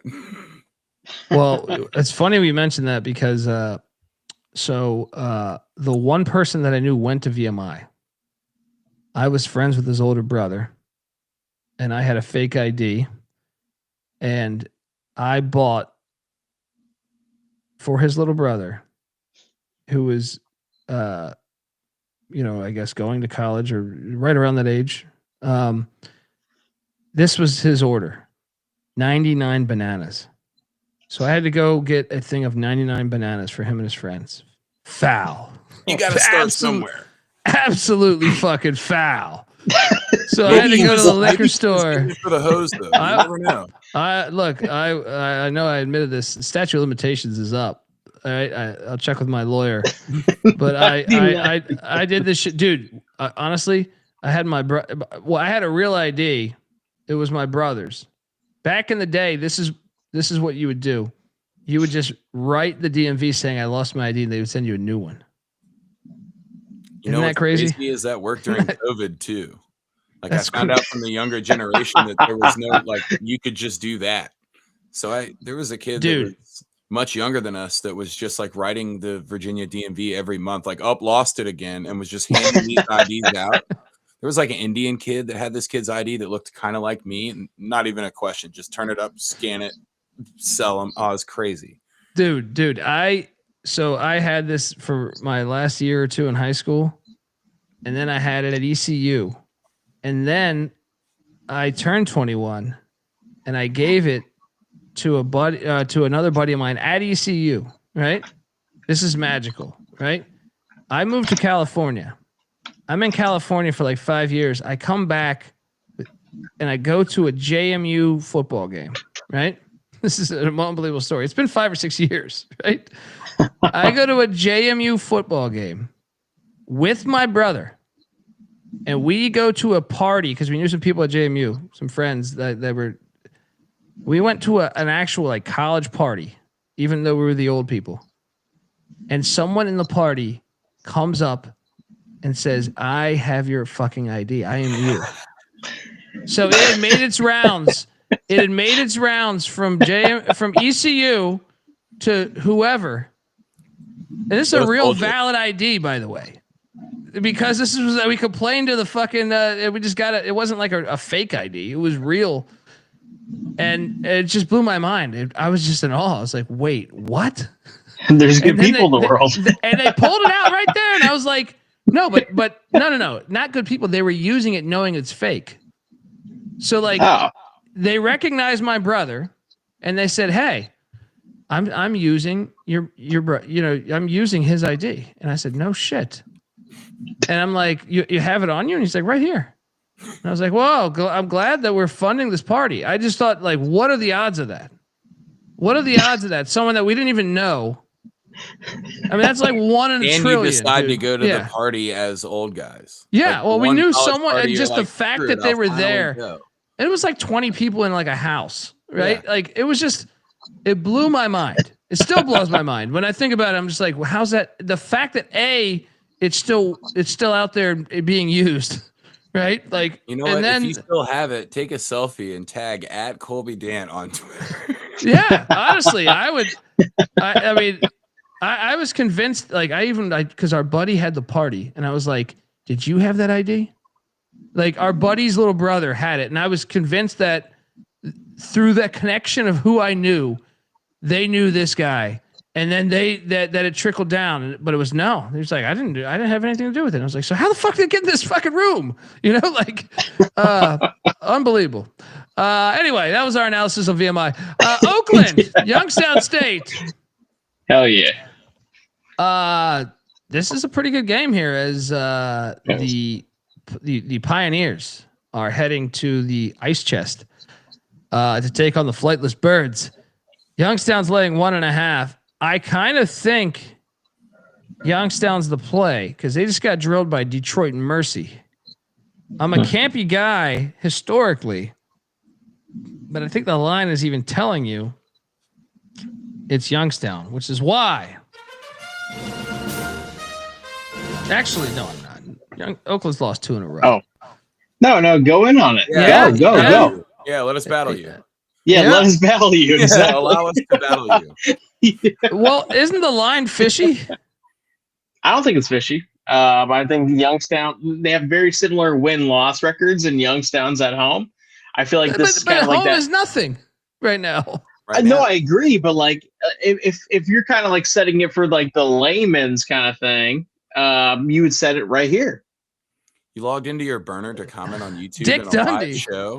Jesus. We got Dick Pick Dundee. We got Dick Dundee. How you doing, Colby's brother? like, yo, we need to go in on Youngstown with Dick Dundee. All right, fuck it. You know what?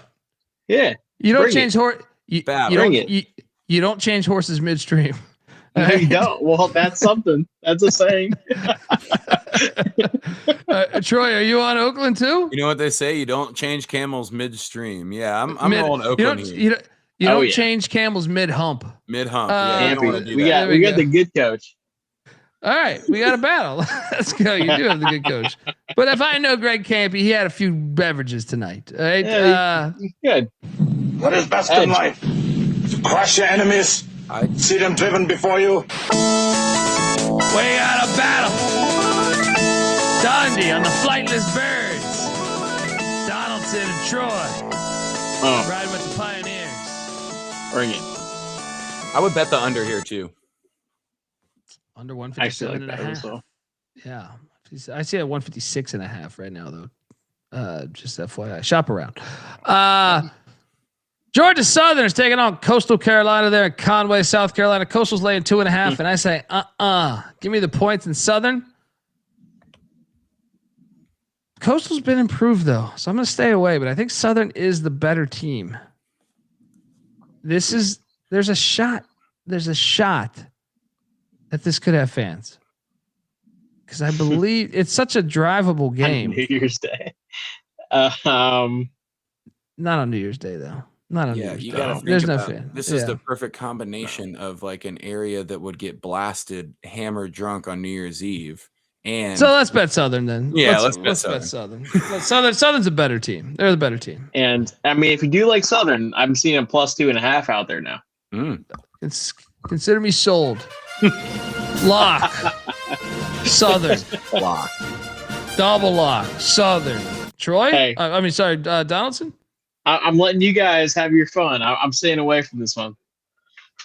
Alrighty. Next up, we have Stetson, the Hatters, taking on North Alabama. North Alabama's laying 9.5. Lay it. Stetson's terrible. Yeah, they stink. I don't feel good about this, but lay it. Yeah, I'm kind of right there exactly in that same sentiment. Lay it. Don't feel good about it. Next up, we have Elms College, the Lightning. There we go.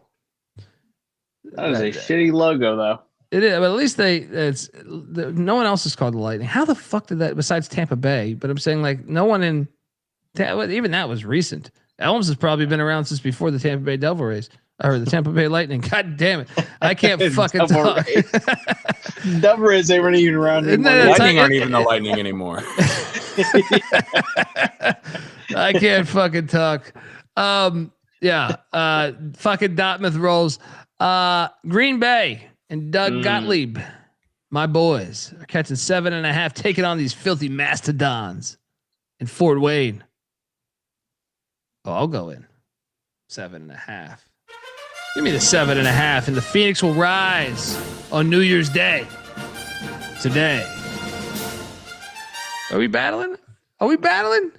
Well, I was kind of torn because, like, is this like a line because Gottlieb is the coach of Green Bay and they're just like disrespecting the fuck out of him, or is this like an indicator kind of line where Fort Wayne just lays it on?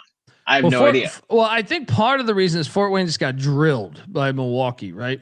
So why are they laying 7.5? I don't think the market's adjusted to Gottlieb's team being good yet. Like that's good. kind of that's like my brain, because like Green Bay has not been terrible. I laid off, but I would have gone to the Green Bay side. Troy? I mean, I want to bet Gottlieb, and I feel like if you want to play the hungover New Year's Eve angle, the Phoenix can rise from the ashes no matter how hungover they are. I do think the market hasn't adjusted to Gottlieb though, and I'm going to take those points. Well, if Gottlieb's smart, if he's got half a brain, which still under investigation, but he got himself the fuck out of Wisconsin a couple days early before New Year's. All right, you get down to Fort Wayne, rent the Econo Lodge. I mean, I think Green Bay's going to stay with this number. I'm locking it up. Give me the 7.5. Well, your burner picked the over. So my burner did take the over. Dick Dundee, and a good day to you, sir. Next up, $184.50 at an Econo Lodge in Fort Wayne, Indiana has got to be what, 4 nights, 5 nights? I think you get the fifth night week? Free if you show up to the clan meeting. Right? if you wonder why your pillows have holes in them. That's right? Actually why Mac's not here. If you're oh man, fucking Macintosh had that meeting. Milwaukee, Wright State. This is a fire game. It is pretty fire game here. Wright State's laying 5.5. I think Wright State's the side here. I'm gonna lay it. No bet. Lundy's been hot lately, and I've been cashing, but I feel like he's due for a loss. I mean, I was kind of hoping you were going to talk me into Milwaukee here, because like they actually are coming off of a like obviously the loss of Wisconsin, but it kind of felt like I don't know. I just want to buy into this year specifically for Bart Lundy, and this would be kind of the game to introduce a good season. I laid off though. Look, I think Milwaukee is solid. I just think these Horizon teams, it's hard to string together. Oh, Milwaukee, I forgot they played Wisconsin, got drilled. They covered for me there though, and they were competitive. Actually, let's go. Okay. I forgot about because they got humbled by that 20-point beatdown, right? Yeah. So now I was thinking they were riding that win streak. So I think you're right. I think you're right here. Let's go. And I think this is the opener for or no, I think they're already undefeated in Horizon League play. I mean, like I would love to hop on like Bart Lundy to be like a good trajectory this season. So yeah, I'm down. Double lock 5.5 with the Panthers. Troy?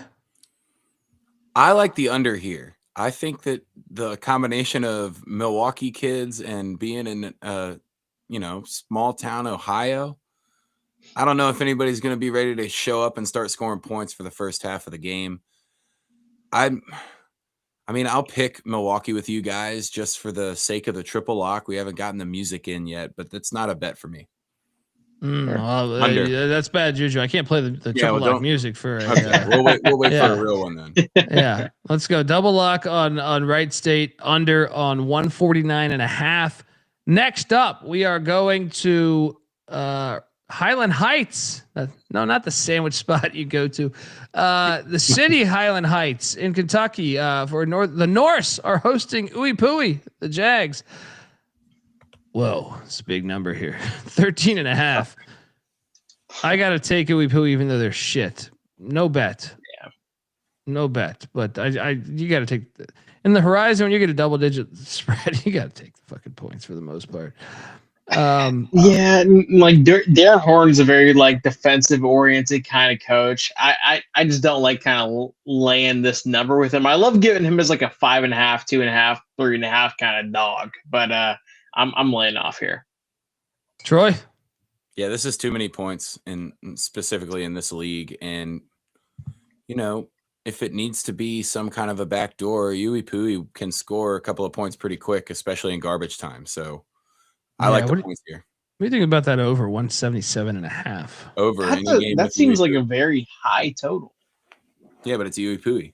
Yeah, Yui Pui's defense is so shit, but they can lose by 20 and score 80 points. Yeah. Next up, we have Jacksonville, Lipscomb. All right. I'm locking the fuck out of Lipscomb here. Same. Yeah. They just got drilled at Cincinnati, conference opener. Jacksonville can't score. I love fading Jacksonville when they go on the road. So, double lock on Lipscomb. Only thing that can burn us is if Lipscomb went out partying in Nashville last night. Exactly right. It's the only thing that can burn us here. Troy, what are you doing here? I mean, I'm laying it with Lipscomb too. This is... Heck yeah. I still think even if they went out, they could probably cover this number. Dude, I think you're going to win by like 20. Yeah. Same. And Jacksonville hemorrhaged everybody last season. So I love this spot. Yeah, Clark's in too. Let's go. Triple lock. Is this a triple, Troy? Are you in on this or no? I'm in on this for sure. There we go. Now we're talking. Let's go. Our first triple lock of the day. The Bison, Lipscomb. Let's roll.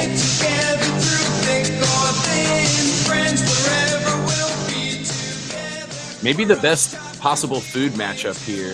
If you've ever had mahi-mahi or bison, both delicious.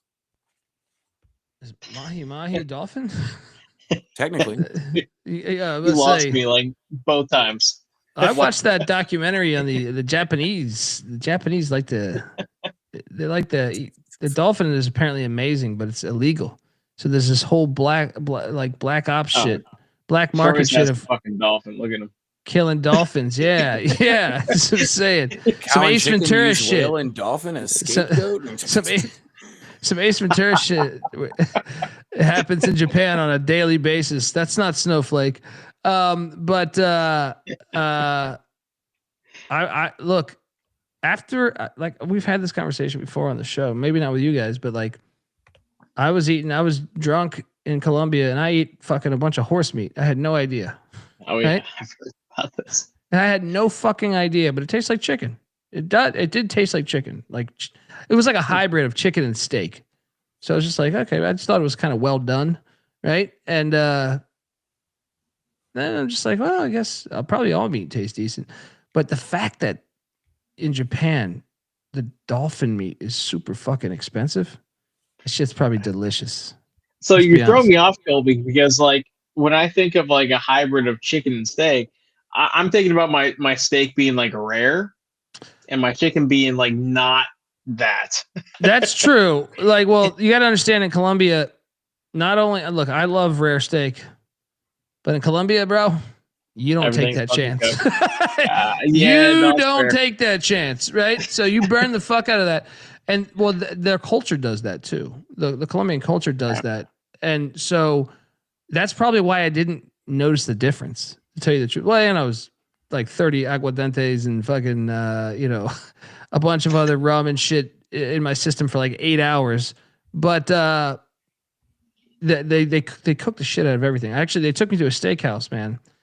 My in-laws took me to like the really baller ass steakhouse, and it blew my mind because I was like, dude, why the fuck are you burning all this shit? Like, you know what I mean? I like medium rare steak. It's like this shit comes out like just like it's like a boulder. You know what I mean? It's like just been sitting in there, and I'm like, okay. But you don't, I'm in front of like 20 people and it's like they take a lot of pride in that. So you don't want to be a fucking dickhead. So in my head, I'm like, fantastic, sir. Like fantastic, perfectly prepared. Yeah. But, yeah. And then I'm probably thankful too, because I've seen like, you ever watch that show, like Monsters Inside of Me? Some of like the bacteria in other countries, your body's not accustomed to that shit from where you're from. So like that shit could fuck you up.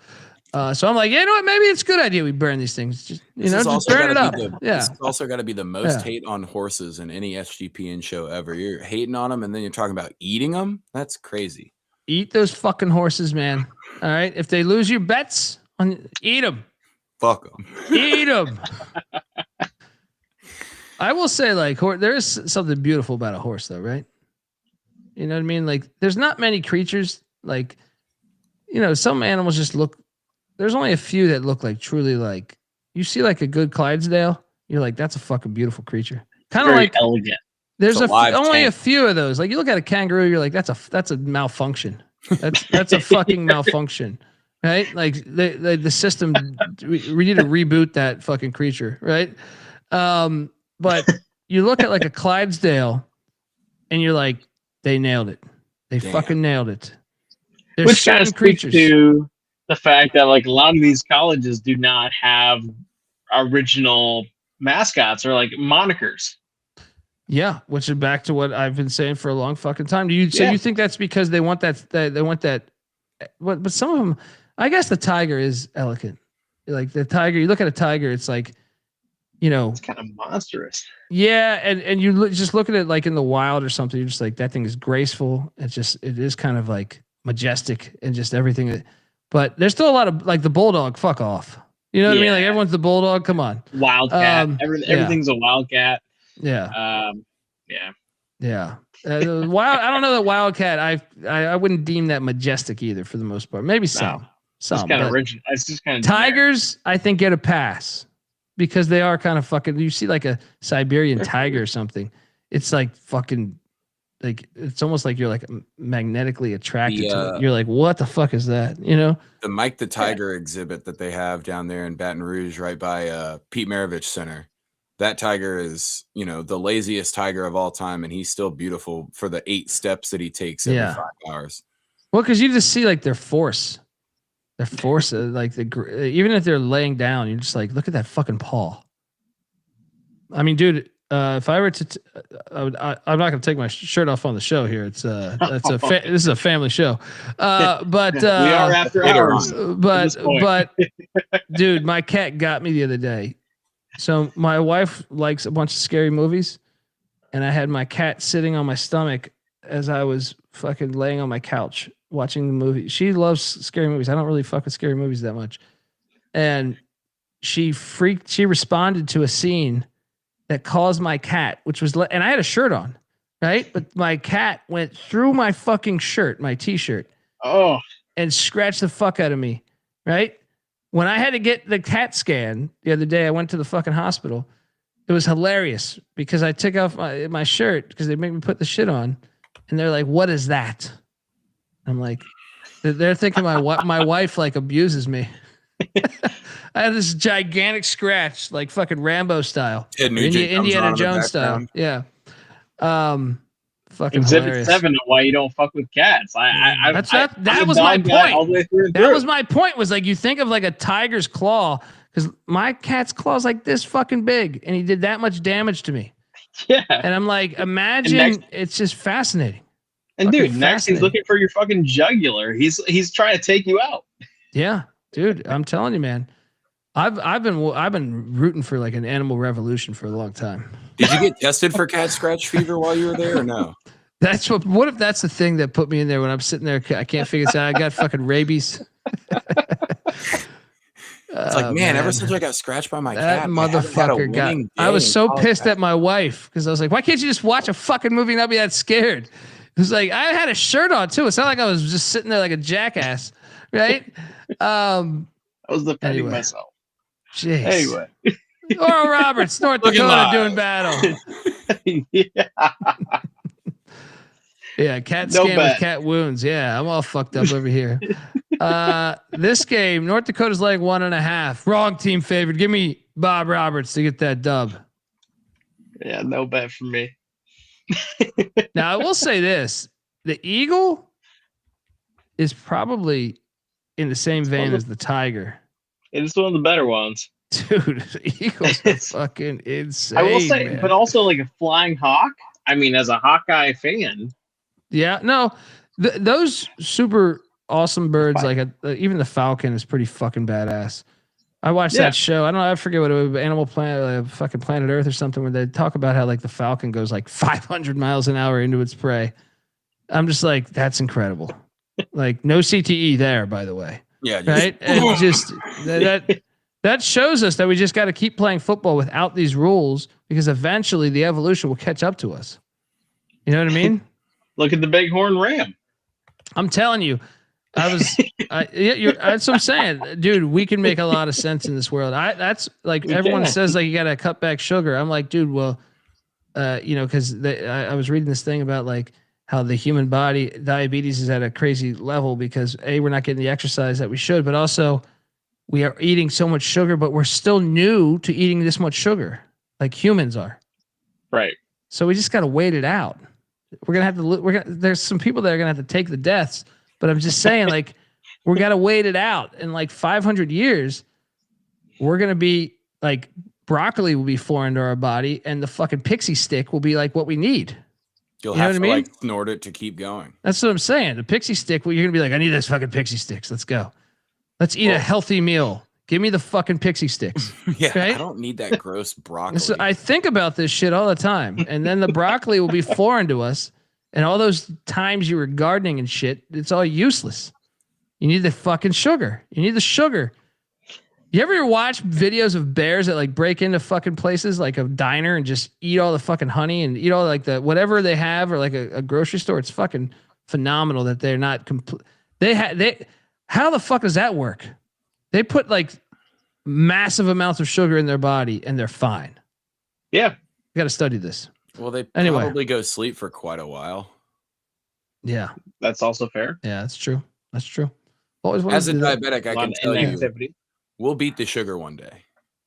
I knew this shit was coming down the pipeline, dude. We just got to wait it out. We just got to wait it out. What's the I don't think we're ever beating the sugar. I'll be honest. That's just guys the fucking dick. Diabetes. Together we can beat this. Yeah, it's happening. The sugar. Look. I'm an optimist by nature, Rob. All right. Yeah. I believe as long as we just keep eating these things. That's when we'll stop eating the broccoli. It's like the front line of the Civil War. Yeah. When you start watering it with Brondo, you got to stop eating the broccoli.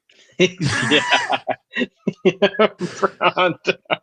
You remember the Civil War or like they No, I wasn't alive then. No, but like the footage where it's like the people in the front row just sit there like fucking morons. Like they know that they already fired their shot and the other one's been reloading since before they're reloading. So it's like, why are you just sitting there, standing there, taking this bullet? And the drummer gets scared and just starts beating the drum as fast as he can instead of running away. It's like zigzag or something, duck down. You're just sitting there on the front line taking it, right? That's exactly what we are metaphorically doing with the sugar right now. With all the kids, look, with White Tiger, I'm telling them, take the fucking sugar. Well, I'm a believer that we kind of need to see the bottom as a society in like every single regard before we can actually like bounce back, you know? So I kind of wanted to see a bunch of like people get really, really fat and have a lot of like issues stemming from the sugar, so that we could be like, okay, sugar's probably a bad thing for society. I don't know if we're ever gonna realize that. Beat the sugar or Wally. Yeah. There's only two directions you can go from there. Travis saying sugar is the worst drug on the planet right now. You're thinking short term. You think it's short term. Long term, that's going to be what we need. All right? It's a game changer. Let's go. And yeah, I'm taking Oral Roberts. What are you guys doing here? Pass. This is one of the worst games on the slate. This is terrible. Anyways. I mean, I'll roll with you with Oral Roberts, mostly because for some reason I was thinking of a comedy skit today, and it was just Beavis and Butthead picking their March Madness bracket. And can you imagine, like, Oral, we love Oral. Yeah, that 100%. Or the Gamecocks, they picked the Gamecocks. Yeah. Shout out to Beavis and Butthead, classic. Shout out. Next up, Florida. This is actually one of the best games of the day. I'm excited to watch this one. Florida Gulf Coast loading 2.5 against the Central Arkansas Bears in beautiful Conway, Arkansas. FGC laying 2.5. I think Central's better. I think Central's going to beat them. So give me Central. No bet though. Because I don't know where Arkansas is the state that gets fucked up. I think they're like secret Louisiana, right? So I don't know where the state of the mind is for all of the athletes, but I think Central Arkansas is better. I kind of wish this was played in like a week, to tell you the truth. I don't know that this benefit. I think the road team has a slight advantage here. You don't know what bars to go to, shit like that. You know what I mean? So, give me Central. Donaldson, what are you doing here? I mean, I really, really like to see like Pat Chambers succeed. I just don't know what, something about him, like getting fired at Penn State just rubbed me the wrong way. And at Florida Gulf Coast, he's been like right on the cusp of being there. I don't know. I would lay with Florida Gulf Coast, but I just kind of feel like they're in a disarray kind of spot right now. It's one of the best games on the slate as far as like competition wise. I think this is I know that's why I can't lock it. But Troy, what are you doing here? I want to take FGCU as if the line's telling, but there's a chance that the people from Arkansas just go all the way through the night and are methed up and just there's no stopping. Yeah, and there's 100%. I mean, you're gives right. them the power to go through it. They're like little Louisiana, but they don't do the like EAUX at the end of their words. They just say it the normal way, and so people think they're more hicky. But they're secretly like they get really fucked up there. They get really fucked up. I'm still gonna pick FGCU, but I'm scared of this one, so no bet for me either. Yeah. By the way, Travis, I think they still make Beavis and Butthead. Yeah, new seasons actually. Yeah, I thought I think I saw an episode. It was pretty funny too. They were like in a shopping mall. The newer season has the white privilege where they're the only guys in the women's like feminism class, and they're teaching them about white privilege. And they walk into the like cafeteria afterwards and just start grabbing all the food, and they're like, "Oh, it's okay, we have white privilege." They're just grabbing everything. That shit's great, man. The episode I saw was really funny too. It was like, I want to say that like, I think Beavis tries like hooking up with a mannequin in like a shopping mall. It's like, hey, or maybe it's Butthead. He's like, hey, baby, right? Like, yeah. Shout out to Beavis and Butthead. Shout out to Mike Judge. He's a fucking genius. Idiocracy he did, and obviously Office Space. Next up, Cal Baptist Arlington. This is another fire game, man. Baptist laying 2.5 at Arlington. Man, I tend to think Arlington's the play here. But the Baptists definitely didn't go out. They've been on the road for a minute though, man. Yeah. But Arlington just lost a rivalry game. Too. Yeah, I'm going to take UTA. I'm not going to bet this. I don't feel very good. I don't feel very confident though, because Baptist. I actually think Baptist is the better team. But it's just What are you doing, Donaldson? So I actually grabbed this at a flat, just -1 for Cal Baptist early on the night. I am going to lock this one for Cal Baptist. I just feel like for some reason in terms of like the lines that they're laying or the lines that they're getting, they've been kind of getting disrespected the last few games, and it just kind of feels like it came out of nowhere. Like we're supposed to just hate this team all of a sudden. I feel like they're very, very good. I think they could win the WAC outright, and I'm going to go ahead and lock Cal Baptist. Look, I think they're the better team for sure. Yeah. It's just that's what's so hard about this week specifically. It's like Baptist has been on the road, I think, for a little bit now, and then you could very well be right. That's why I'm not locking it. But Arlington to me, once again, I've seen this place lit, but I don't know if it's going to be lit. I would tend to think it's not. I don't think there's not going to be anybody there, and also like Cal Baptist already played Utah Valley out of this kind of like hiatus little break. I kind of feel like the second time on the road, this is where they get one back, and 2.5 right now. That's a different kind of line, but I'd be willing to lay it there as well. Yeah, one of the better games of the day. I will be watching this one. Troy, what are you doing here? I'm not going to bet it, but I'm kind of with you. I want to bet UTA. I believe Cal Baptist is the better team. But UTA would lose back-to-back home games in conference. I feel like they're in a more desperate spot, but I don't know, because Baptist lost 2 to Valley. I don't know. It's tricky. I'm just going to take UTA, but I'm no bet. Ditto. Yeah. Next up, we have the Purple Aces of Evansville taking on the Illinois State Redbirds. What is this number? Do they think this is football? I gotta lock this. Evansville played pretty solid against Bradley. Yeah, I think that's a harder venue to win at. Is in Peoria there. It's just too many points. I think it's 10-point game.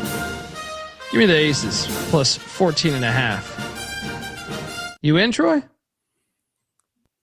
Why wouldn't we just roll Illinois State both sports? I have them on the money line in football. Already bet it. Trust the magic. Although that would be against our SGPN, like you can only be good at one at a time. Exactly. That's just Colby's theory. I agree with him, by the way. I want to take the points with Evansville, but it feels like they could have some magic over there at Illinois State this weekend. There's a chance for some true magic. They did get a big ass donation for their athletic department. Donaldson, what are you doing here? No lock. I would lay with Illinois State, but they've been one of the teams I've been backing a lot, and they've been covering a lot. I just don't like backing those kind of teams when they're laying this kind of number in conference. All right. Solo on Evansville. Lock it up. Valpo catching 8.5 at the Salukis of Southern Illinois. This is another one where I like the points, but I'm not locking this one because they've been on the road for a minute too. But give me Valpo, the Crusaders. Donaldson, what are you doing here? I would lean towards laying it. I will not bet this one, but I do like their home environment. Even when the students are out, it kind of fills up at Carbondale. Yeah, that's true. There's nothing else to do, right? Yeah. I'm going to lay it with the Salukis. They're both looking for the first conference win, and I'm just going to take the home team and hope that they get it done.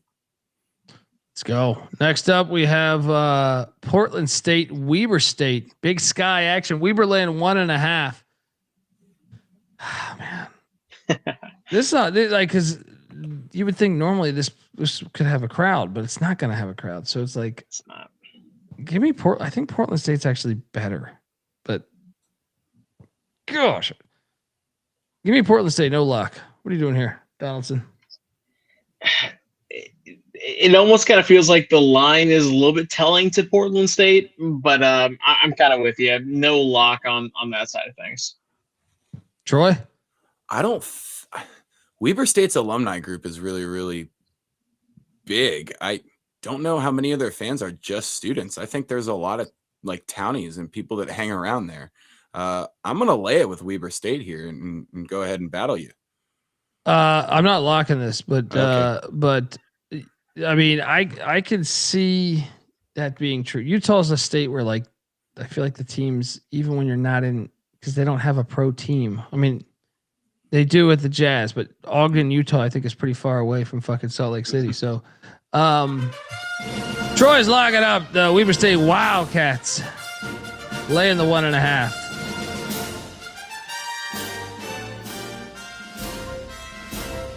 Next up, we are going to Chattanooga, Greensboro. Chattanooga's laying 1.5. It's telling you to take Greensboro. It 100% is. Fuck. We should bet this. We should, but oh my god, they just look so bad. So I'm 0 for 1 on. We should bet Greensboro based on the line reeking. I believe. This is Colby. There's been like 3 lines this year with UNCG that have been like, oh, this is an indicator line on what's going to happen. And I'm like 0-3. Yeah, they got me for one of it. I think maybe it was the Delaware game. Yeah, Delaware. Yeah. I'll take Greensboro. No bet. Yeah, You lock right this, Troy? Yeah, I'll bet this. I think we should bet Greensboro. The line seems like it's telling you I agree with your side. I agree with your side. I agree with your side. Yeah. Yeah, I'm right there with you. I just got burned by them before. Yeah. Troy Chewning, lock it up. Sparty, UNC Greensboro.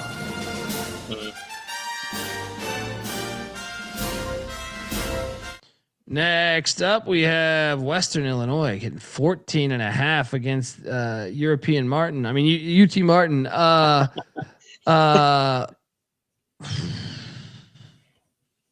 I'll take the points. Shit, I'm tempted to lock this fucking thing. I'm not going to lock anything here. I would lean towards laying it. I just think Western Illinois is one of those kind of like downside hyper volatile teams, and UT Martin is one of the upside volatile teams. So that's my angle there. Western's been good to me, so I'm a little biased. I'll admit that. But also, I've been all through fucking Europe, and they fucking drink. And you're telling me New Year's and Martin, Tennessee, that seems obscure, but that's very in the region of the drinking portion of Tennessee. Oh, I'm sure the Jack Daniels and distillery is not far away.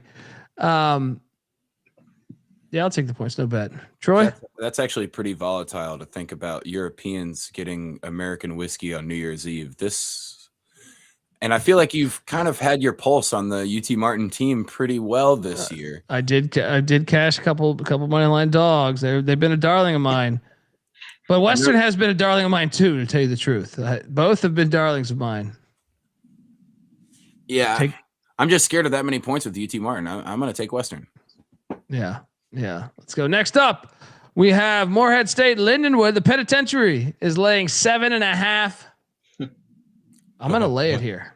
I think Lindenwood's all right this year. Donaldson? Yeah, I'm going to go ahead and lay it, but I'm not going to lock it personally. Troy? I'm not betting this game. I don't have any idea. I guess I would pick laying it because Lindenwood is a better team, but I don't know if they're going to cover that, and I'm kind of staying away from this one. Yeah. I mean, then you have the whole New Year's side of it. The Screaming Eagles of Southern Indiana are taking on Edwardsville. Edwardsville's laying 10.5. Damn, that's a big number, man. I almost feel like they're telling you to lay it. Yeah, let me lay it. You know, there's not going to be a lot of people here.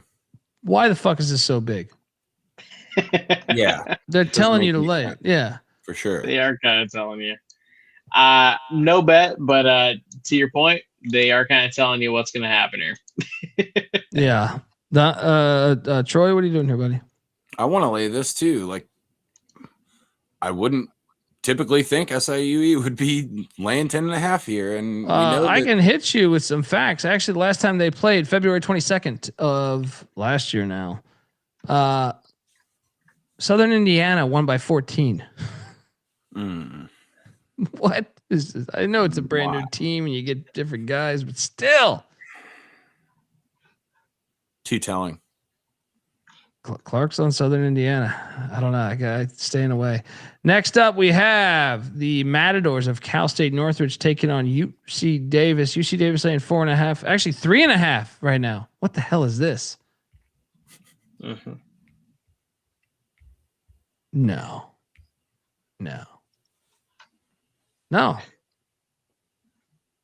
I'm taking UC Davis. I'm diving into the stink. Lay the 3.5 with Jim Les and Davis. Yeah.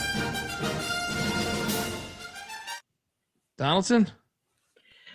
Yeah, it kind of feels like a weird line, but I'm right there with you. I think UC Davis would cover that. It's just kind of one of those games, though, that I think UC Davis wins, but not by the number 3.5 or 4.5, whatever you're kind of seeing out there.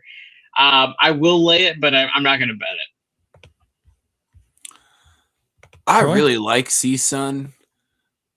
When we did the Big West preview, I was a little bit higher on CSUN than I think it was Cap and I that did it with Mac. But UC Davis sitting at home for some reason laying 4.5. No, got to get a conference win. Started off with a conference loss. I think I'm going to lay it with UC Davis too. I'm not locking this right now, but I do see myself betting this eventually. All right, well, let's bet this because UC Irvine's going to that fucked up court, the American Gladiators court, laying 10.5. Stop it. Bakersfield's staying within this fucking number. I don't like this Irvine. Look, this Irvine team is not great. All right, this is that. He's what's his name's a good coach. Why am I drawing a blank on his name right now? Irvine's coach is a really good coach. I'm trying to blank his name. Is it Ross Turner?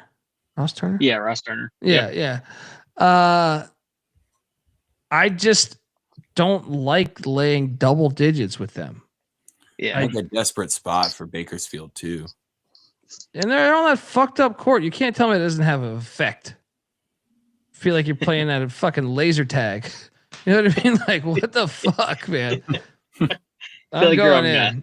I'm going in. Give me the 10.5 at Bakersfield. Irvine wins by 6. Donaldson? This is one where I thought about laying it, but I ultimately stayed off. I go to that side, but I won't bet it. Troy? I like Clark's angle. Just I refuse to watch basketball on that godforsaken court. I'm not betting.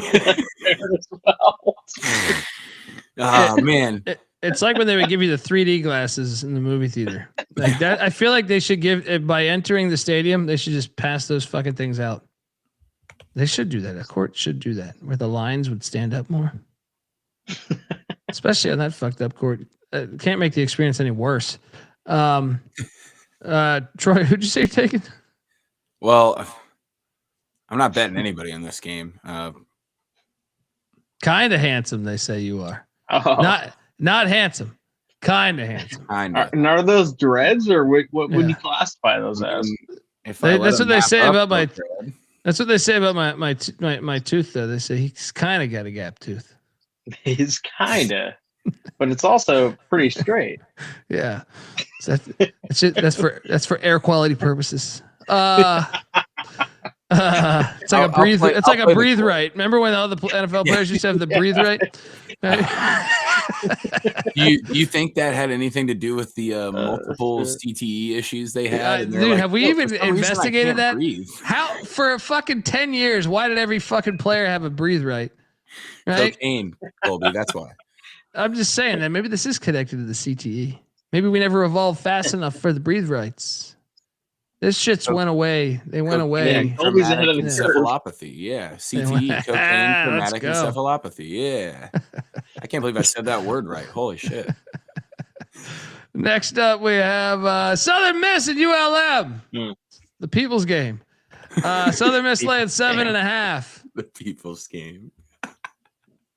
I'll take the points. I have no idea. This is one of the hardest games. Yeah, fine now. Yeah, dude. give me the points. Yeah, give me the points. Yeah. Troy, what are you doing here? I mean, Southern Miss is definitely better, but winning by 8? Border battle? New Year's Day? That's in Louisiana. That's dangerous, though. Southern Miss can win by Mississippi, though. They get fucked up in Mississippi, too, though, man. Yeah, that's what I mean. Like, this one is going to be, I think it's going to be a little wacky. And sometimes I think Mississippi gets more fucked up than New Orleans because they're trying to be like Louisiana. You know what I mean? Like, but do you think it's a benefit that when like a Mississippi school goes on the road, they're not probably like celebrating to their max capacity in Mississippi? That's true. They're probably in Monroe, Louisiana. But they might have got still super fucked up in Mississippi. This might be what's that bus time? Yeah, this is what, 3 or 4 hours? 100% it's a bus game, but I mean, I'm just saying Mississippi. Dude, I went to a casino in Mississippi where it's probably the most fucked up I've seen the entire casino. Like, it's like every person in there, you mean? Just and I'm not saying like just completely fucked up, like drunk or high on. It was the grimiest fucking casino I've ever seen, but it was an awesome experience. I kind of loved it. I was like, I wish I would have stayed there. But that's my point is like, I felt like they're like, oh yeah, you guys got that in Louisiana? We're going to go hard here. Yeah, that's and that bus ride will hit different after a fucking night at the casino. And bus ride will hit very different. So that's why I have no feel in this game. Because Monroe, Louisiana gets fucked up too. The other crooked politics. That's probably why it's such a low line. That pile of shit governor. Colby, should we fucking bet UL Monroe?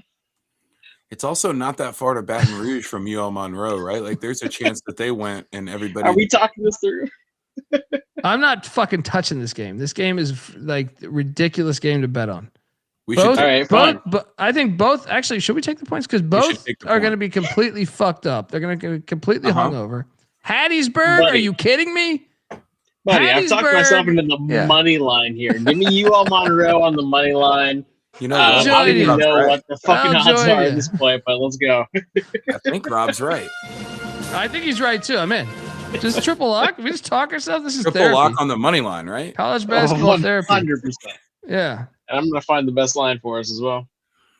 College Monroe basketball won the last matchup therapy. too. We can do this. We can do this. Welcome to the party, pal. So the whole time I was blaming my parents, but really it's just ULM, right? Let's go. Triple lock. I have a voice. I hated when ULM said that I I found, disappointed them for my whole life. God damn it. So we ULM. got plus 280 on FanDuel, and I think that's 100% the play. Oh yeah. Ooh. If you're gonna cook in this kitchen, you gotta go. You gotta put down some serious meat. All right. Great crap. Let's go. Next up, Omaha taking on. This is actually a pretty fire game. The Jackrabbits. Jackrabbits of South Dakota State laying 9.5.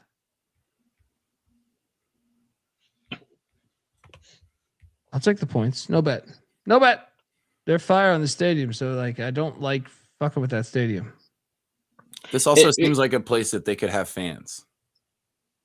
Well, what else are you gonna do? It's like fucking 3 degrees. This, yeah, you gotta go. Yeah, and I will say these are two like programs that are kind of a shell of themselves right now, based on like obviously past years. Last year for Omaha, but like all the whole past decade for South Dakota State. I don't feel like I would take the points, but I wouldn't bet it. Troy, I'm gonna lay it. I think that this has the opportunity to be kind of lit, and South Dakota guys can definitely handle what they put down and probably make it to the game the next day and still be pretty lit. So no, that stadium, exactly they are pretty fire at that home stadium, though. I will say yeah. that, but I don't know. Yeah. I just feel like everyone might be a little lazier tomorrow. Tennessee Tech, Little Rock here. Little Rock laying 1.5. No, get this Darrell Walker shit out of here. Give me Tennessee Tech. No bet though. No bet because Little Rock I actually think is the better roster. I just think they suck. So give me Tennessee Tech. No bet. What are you doing here? And the OVC is fucking terrible. This is one of my most hated leagues, and so yeah, no bet. Colby, did you pick UC Davis? I bet UC Davis. That was a horse mascot. That's a mistake. This one has a horse in it. It's the anti-horse episode today. This is Tennessee Tech. I took Tennessee Tech here, but you're saying so tomorrow we'll come back to that. And see if I UC like Davis, this. the only like horse this. you play is a loss. You got to remember to stay away from the horses.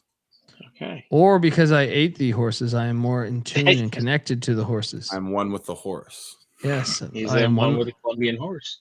I am one with the horse. I am Colombian one with the horse. That's like a cocaine bear, Yeah. right? Next up, we have Oh shit. Northern Arizona, Montana. Wait, Wow. Montana. Mm-hmm. It's 6.5. This feels like a weird line. This is a lock, actually. Yeah, Montana. No, I think on Montana because Montana's coming off the drilling to Louisville, but that's not why. It's because the last time they played at home, they lost to a D3, an NAIA school actually, Montana Tech. Mm-hmm. Oh, I think they're gonna be ready for this. I'm gonna lay the 6.5 with the Grizz, and I'm gonna lock this up. I think they've been waiting for this opportunity. You in? Yeah, the last home game. Yeah, this is a drill spot. I believe, Colby. I believe. Yeah. Let's go. Donaldson. Oh, I hate this Montana team, but fuck it. I'm with you, boys. Let's do it. Triple lock. There we go. There we go. Hello? You play to win the game. You don't play to just play it. Where the fuck's my soundbite? I can't find shit. Here we go. Triple lock. Come roar with the grid.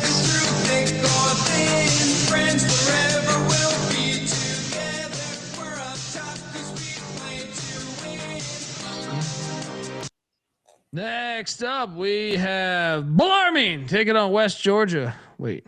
This game is terrible. I don't see a spread on this. Can you find a spread on this? I don't think this game deserves a spread, to be honest with you. It's off the grid. It's off paid. SGPN app. White next guys. up, we have too many white guys. Even the books in Vegas are like, yeah, fuck this game. I think Mac was actually at the team meeting with Bellarmine tonight. That's why he's not on the show. EKU and Queens. Queens laid 4.5. All right. I think we should bet Queens minus 4.5. Am I crazy, Donaldson? I don't think you're crazy. EKU just kind of feels like it's like a brand that I wanted to believe in, but it's been fucking terrible. And Queens is a team that's been playing up in competition and just getting drilled by better competition, but they're actually like respectable. So like I think this is like a reasonable line to lay. I just don't feel so convicted to bet it at 4.5. Fringe for me. It's fringe. It's right there. What is it? All 13 herbs and spices nationwide. They travel anywhere. I have a soft spot for EKU. I'm sure I've talked about it before, but it's nothing like getting blasted in Richmond, Kentucky. But man, going on the road could be a problem for the guys there. That they like to party in Richmond, Kentucky. So I'll lay the points with you, actually. Yeah, I think it's fringe lock shit right there. But shout out to Eric Hampson. Oh, sorry. No bet. White guys hanging with Mac. Yeah, I mean Mac's clinging to his Frank Martin. Every time you have a drink with Mac, he's like, Frank Martin's Cuban. It's like, why are you telling me this information? Right? Colby, I want to let you know. Not all my friends aren't just white guys. Frank Martin. Yeah, Frank Martin quote for you guys. Every single team has a leading scorer. Okay. that deep shit. That deep shit. Right? That's that fucking next level. We don't understand it. Volume 11 right there. Yeah, but these go to 11. I was trying to show you this. Yeah. Eric Hampson, thank you, man. He says, Colby, I want to thank you and your entire crew. Happy New Year's. Same to you, man. I hope you and your family have a fantastic new year. And may all your dreams and wishes and shit come true. As long as you agree with all my bets. Yeah. We're Next 6 up. hours into this year, and I'm already fucking tired of it. So, yeah, I'm already sick of it. What does you say? How's life? It's taking forever. Bradley, Belmont. I already placed a wager here, guys. Nash Vegas. Oh yeah, I'm all over Belmont. Bradley's ass when they hit the road normally. They struggle to score. Belmont just got beat down by Indiana State. Give me these Bruins. To be fair, Dundee, pretty much anybody can score in Nashville. True. You are not wrong. True. Donaldson, what are you doing here? Battle. Nashville, New Year's Eve. I think Belmont has the, getting more than 2 possessions fully. I am 100% on Bradley here. The New Year's Eve angle is strong on this. I will say that. It is. But 100%. Belmont strikes me as a bunch of squares. That is also the side, but Bradley is also a bunch of squares, and they play defense. So if Belmont even kind of went out, they're going to get like puking on the sideline in like the first 2 minutes. But yeah, Belmont, no. If they went out, we're fucked. I'm fucked. But to me, they've sat at home. Well, we can break down the game tape from the Indiana State. What do we do wrong? Right. That's what I get when I think about Belmont. But But didn't you feel that way about Towson when they lost to William and Mary and now they played Hampton? It's like, Towson, another prominent team in a mid-major conference. They're not going to lose back-to-back. But this is at home, though. Yeah, here's the difference. The squares from Nashville won't be fooled by the blonde-haired, big fake tit girls on Bachelorette weekend. Bradley, they would fool me every day of the week. Old Dolly Parton, she's got my two favorite things in the world. Love Dolly. What are you doing here, Troy? I'm rolling Belmont. I think the squares are used to Nash Vegas, and Bradley might get, little shell shocked checking out some of the blondes when they're in town for the first time in a while. I know they're squares, but yeah, I'm gonna lay this. We got a battle. Dundee and Troy on the Bruins. Donaldson on the Braves.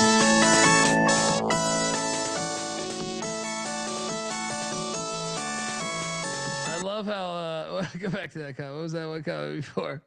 Robot Glock says Belmont cranks out a lot of preachers. They got a pipeline to preachers. All right, let's go. That's deep analysis here. I'm liking my handicap better and better. Next up, this best game of the day. Yeah. Best game of the day. Best game of the day here. Utah Valley. They just beat Cal Baptist. Now they're laying 3.5 on the road. Not so fast. Tarleton money line play. I just hope they play. I hope I didn't know arguments on the sidelines. Dior Johnson, please, just don't battle with coach or coaches or players. Yeah, fuck. We need you for a full 40. A full 40. Donaldson, what are you doing here? Yeah, let's open up at 2.5. It's now up to 4.5, which indicates I don't know what it indicates, but I'm still taking Tarleton State. Go ahead and lock it up for me. Especially because Utah Valley's got the gigantic win against Baptist. Exactly right, and I think Tarleton actually, just in general, even if they didn't have Dior, would be able to compete with this just on principle. So, yeah. I mean. Now it's fair. I don't know that anyone will be at this game just because of the timing. I don't know, but I still just think Tarleton's got Tarleton has more money. Like they're more athletic than Valley, but Valley's got a program. Yeah, no, Valley's a very good program too. I mean, the gap is not that big, but I'm saying right. But yeah, at home catching a full possession and a half, kind of feels like a no-brainer. I think Troy, this is also worthy. I think this is worthy of a sprinkle, but this is a triple lock on taking the points. I'm sprinkling this money line. I think Tarleton State wins this game outright at home. And I'm currently seeing that money line at 155. Let's go. Let's go. I'll jump on that. Great game.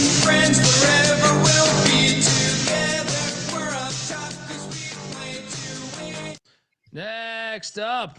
Hawaii Islands versus Inland Empire. I didn't know that was the title. Carlton killing on the slides. This is their first time leaving the island since the Oregon game, which they almost won. They probably should have won. Hawaii's laying 7.5. The problem is Riverside. I think I'm gonna lay it. No bet. Riverside gets fucked up, by the way. They're like California sober, right? That's like a meth capital, right? I've done a lot of stand up in Riverside and San Bernardino and shit. That shit, you want to talk about anticipating? I'm assuming the Riverside guys might have had a good time. But even if so, they're not very good in basketball this year. Now, I don't like taking Hawaii when they leave the fucking island, so that's why I was confused a little bit. I will lay the 7.5, but I don't feel great about it. Yeah, I mean, UCR is kind of like under this new regime with the players they brought in. They're kind of like Central Michigan in the Big West, where I think they're going to have some like bright spots, but I don't think it's going to be against like the better teams. I would go ahead and lay with Hawaii, but I wouldn't feel confident on either side. Yeah. Troy? I was hoping that you went with I've done a lot of stand up in Riverside, but most of those people by 10 or 11 o'clock are laying down. I just can't bet Hawaii off the island. I want to take the points with Riverside, but I'm not in on a bet. I haven't placed it yet, but I think I'm going to take the points with Riverside. I mean, the only thing you could say with Riverside is like first year coach, maybe they're getting better and they're understanding what he wants with their, with his system. But yeah, I don't like the game in general though. Next up, North Florida and Austin P doing battle in good old Clarksburg. Austin P like 13.5. Stop it. Shut the fuck up with this. Fuck that. I gotta, just general principle. I gotta bet this. Yeah. Gotta bet it. Gotta bet it. Yeah. Ospreys cover this.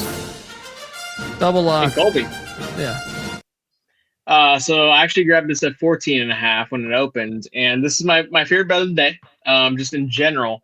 And I grabbed them at 8-1 on the money line on FanDuel, and I think it's gonna fucking hit. I'm almost like I'm fairly confident. The same way I felt like about Chicago today against Rhode Island, I just kind of feel that little thing in my gut that's gonna hit right as well.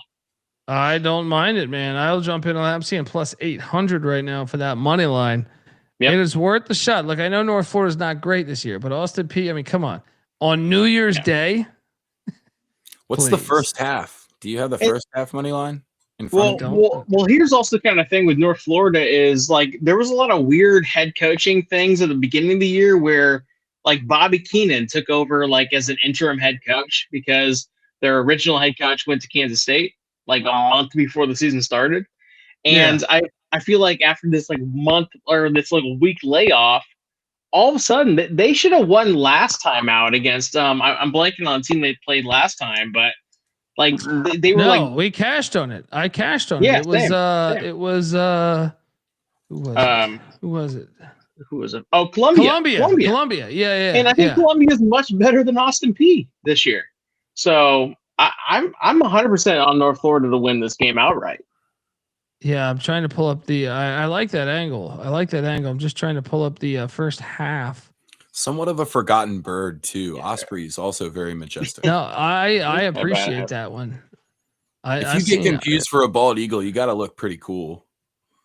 Yeah, I don't know. I can't find it for this game, but something to monitor. Shout out to plus 390 says first half. There we go. Yeah. I'll play both with you, Rob. I like the 8-1, but I'm gonna play the first half too, just in case there's some BS that goes down. Fair. There we go. Triple lock on the Ospreys. What could go wrong? Friends through eternity, loyalty, honesty will stay together through thick or thin. Next up we have Dixie State. Oh yeah. Going to Abilene. Why are we not betting Abilene here? What is this number? Nah, I'm staying away. This reeks. Okay. Still 5.5. Yeah. Something's up. Donaldson. I am betting Dixie State. This is actually one of my locks today. I love them. I got them at +5. It might be like teetering at +5.5. I watched Abilene Christian last time they played against Texas Southern. They were very, very slow to kind of. They're one of the slower teams in the country, I believe. Yeah. Right, and 5.5 points. That's nearly 2 full possessions. I just don't love laying that at any point with a team like that, especially with an Abilene Christian team that I don't think is like kind of living up to the brand. So I'm going ahead and locking like Dixie State here. Are you at all worried that Dixie's off the rivalry win? I am not. Heck, Dixie State might lose, and at the same time they might lose by 3, 4, 2. I don't think it matters. I think they're going to keep this competitive enough. All right, Donaldson locking up Dixie State. I'll stay away off this. Troy, what are you doing here? I don't know if I'm going to bet this game, but it does seem like it's too many points. So I'll pick Dixie State plus points, but I don't have a bet on this one. Sure. All right, next up, just a few left. It's called a lean, actually. Yeah. There we go. Indiana State, Northern Iowa. This game is fire. Hell yeah. Northern Iowa's laying 9.5. Donaldson, you're there in the great state of Iowa, and Are you surprised that this number's 9.5? Because it's I seem like for me, it seems like I should bet Northern Iowa. And you should, because I am betting Northern Iowa, and Jacobson has got a fucking squad this year, man. Like, think back to like the Jesperson teams, the West Washburn teams that Jacobson has had. Northern Iowa is very, very back in terms of going to be winning the Missouri Valley Conference, in my opinion. And I do think Indiana State coming off that Belmont win, yeah, that's very notable, but it's a very like big time wave when you're talking about the Missouri Valley Conference. Coming off a big win is not an indicator of what happens next. Northern Iowa, I think, lays it on here and wins by 20. Washburn was nasty back in the day. He was nasty. Yeah. I feel like the line is telling you. I feel like the 100%. line is telling you. I'll jump in. Let's take Northern Iowa. Troy, what are you doing here? We're starting to get the casino workers that are off work on New Year's Eve coming into the live show here. So we must be doing something pretty good. There we go. Shout out to Brian. I'm sorry, Brain. Brain, Yeah. Oh, shit, Rob. Thanks, Rob. Happy New Year. There we go. Shout out to Robert Martin giving us 100 Canadian. That's our boy right there, man. Happy holidays to you, brother. I know Rob's been rocking with us for a long fucking time. Oh yeah, that's Pour our some guy. Crown, right Rob. there. I know you're Let's drinking. go. Crown. Yeah, exactly. He loves his fucking Crown, as he should. I was gonna say I feel like it's too many points, which is what's gonna keep me from actually laying it with Northern Iowa. But that I feel like you should take the plus 9.5, but I have no bet here. All right, double lock on Northern Iowa and Ben Jacobson. Let's go. Heck yeah. Dick Dundee with the stats, though. Yeah. I mean, I just think the way Indiana State, that was my money line play the other night. Indiana State. Well, part of the, I've hit 3 money lines out of 4. So stay tuned. Next up, we have Eastern Illinois taking on SEMO. EIO is getting 12.5. I can't. Give me the points. I could be talked into a lock here. I know they're trash this year, but man, it's a big number to lay with SEMO. What are you doing? What are you doing here, Donaldson? Yeah, no bet, but I'm taking the points. I mean, pretty much ditto. I don't think you can lay 12.5 with SEMO. Just you would have to be like the Riverside folks probably are tonight in order to get me talked into laying that many points with SEMO. So I'll take the points, but you gross, leave me away from this one. All right, this one we got to talk a while about this one because A, it's an awesome game, but B, oh yeah, the fucking stench. Northern Colorado just beat Colorado. I think I saw this on Twitter. For the first time since the 1930s. I didn't realize it had been that long because I know Northern Colorado has pushed Colorado to the brink a couple of times. But that was their first outright winning at the Buffs. I thought I saw on Twitter since the 30s or the 40s or something like that. Something like I was doing the math in my head. I was like, really? No fucking way. So if that's the case, that's just a gigantic win. And now you go to Bozeman to take on a Montana State team, and then they make Montana State the favorites, even though we know Northern Colorado's 10-3. Montana State's got a losing record. Why the fuck are they favored? We're betting. Oh, I know why. Because we're betting Montana State. Yes. Goddamn right. This place is going to be lit. They're going to be coming off a national championship, possibly. There's a chance. And also, I feel like a lot of people forget, like Montana State was up 14 points in the second half against Colorado themselves to start the season. That's true. That is true. Like, no, and the FCS Natty is Monday. It's not tomorrow. Yeah. That's kind of a clutch detail because that's like the one little thing. But I love this Montana State team. I think actually ends up winning the Big Sky, and I think when you look at Logie, when you look at Patrick McMahon, when you look at the team that they've lost like some crazy games to Boise State, Stanford, Colorado, where I thought they were actually the better team for most of those games. Like those are impressive teams to actually be like going up against. And so, yeah, their win-loss record is not appealing, but I think they're 100% on par with Colorado State, if not a lot better. And they're also getting the home court here. I love laying it here with Montana State.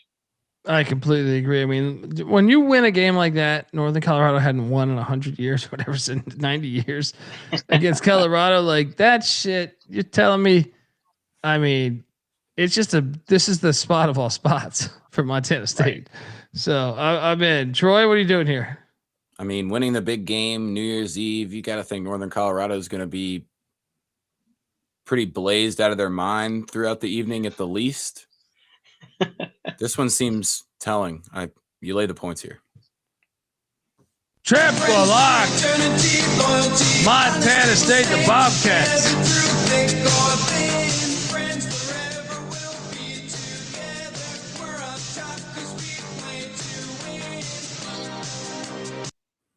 Next up in the wee hours, Mike Bibby is heading to Pocatello. What the fuck is this one too? I like this Idaho State team, but 10.5. Damn. Give me Sac State in the points. I'm gonna bet it. I think it's too many fucking points, man. It's too many. Idaho State by 5, 6. Give me the 10.5. Give me. I know they got the general car insurance guy as the fucking general manager. I'm like, come on, man. Like, I understand they're improved, but who the fuck they think they are? What are you doing here, Donaldson? Hey, I have no conviction, so I'll take the side with Sacramento State, but I'm laying off the bet. Is there a chance that Mike Bibby has the guys up for his first conference game and they lose this game by 6 points? It's possible. I think Sac State has some talented players on that team, but I just can't lay double digits with Idaho State. Yeah, I'm locking. Is this the Radford of this conference? Yeah, I think that's fair. That's a fair analogy, right? So double lock on Sac State.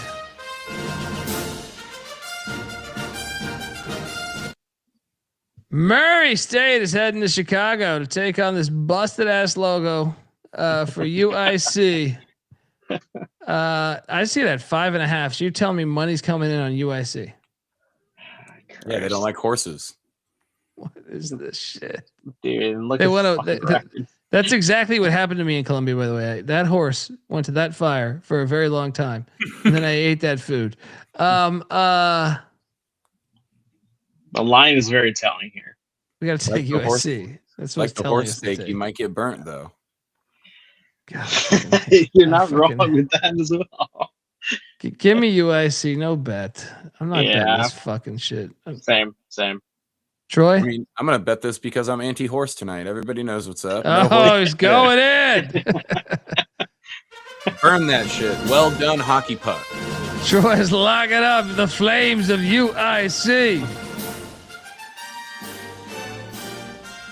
I just think it's too many. Oh, it is. It is.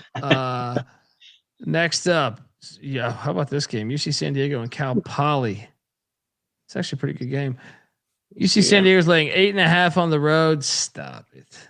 I can't bet this though, because they can actually drill teams on the road. Give me Cal Poly in the 8.5. I think Cal Poly's decent, man.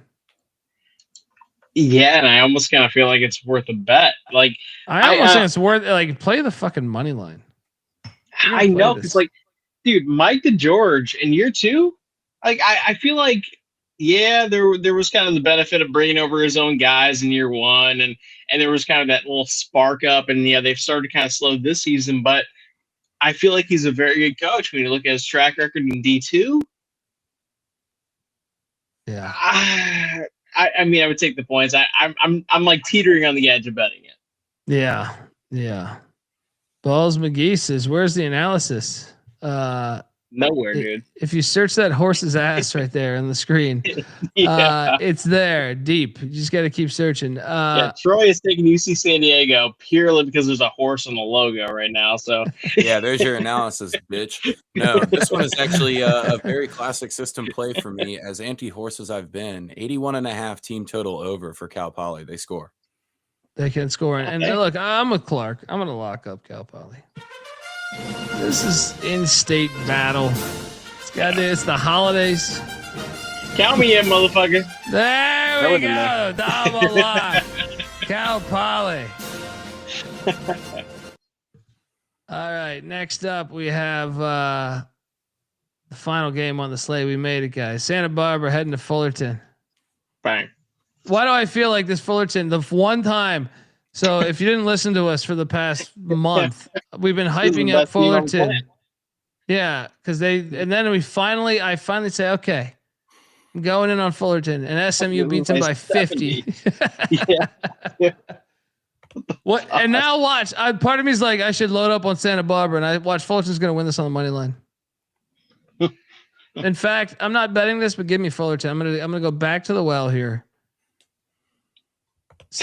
The line is weird too, because I feel like Santa Barbara's a lot better than Fullerton. I was gonna say, doesn't the line kind of feel telling here too? Like, what the fuck? Fullerton, and no one's gonna be at this game though, dude. And UC Santa Barbara is the brand and one of the brands in this conference. Yeah. And not like, if you don't mind, like the 9-4 versus 5-9 record and a 4.5 spread. I mean, if you were to say, hey, line reading is my habit, you'd be like, this is the game for me. I'm going to take Cal State Fullerton. Yeah, what would you have thought this would be? Like 7.5 or 8.5? Yeah, 7.5, 8.5. Yeah, give me those 4 free points for sure. Let's bet Fullerton. I got it. Let's bet Fullerton. You're gonna lose by 50 again. Yeah, that'll be the final time I take them for the season.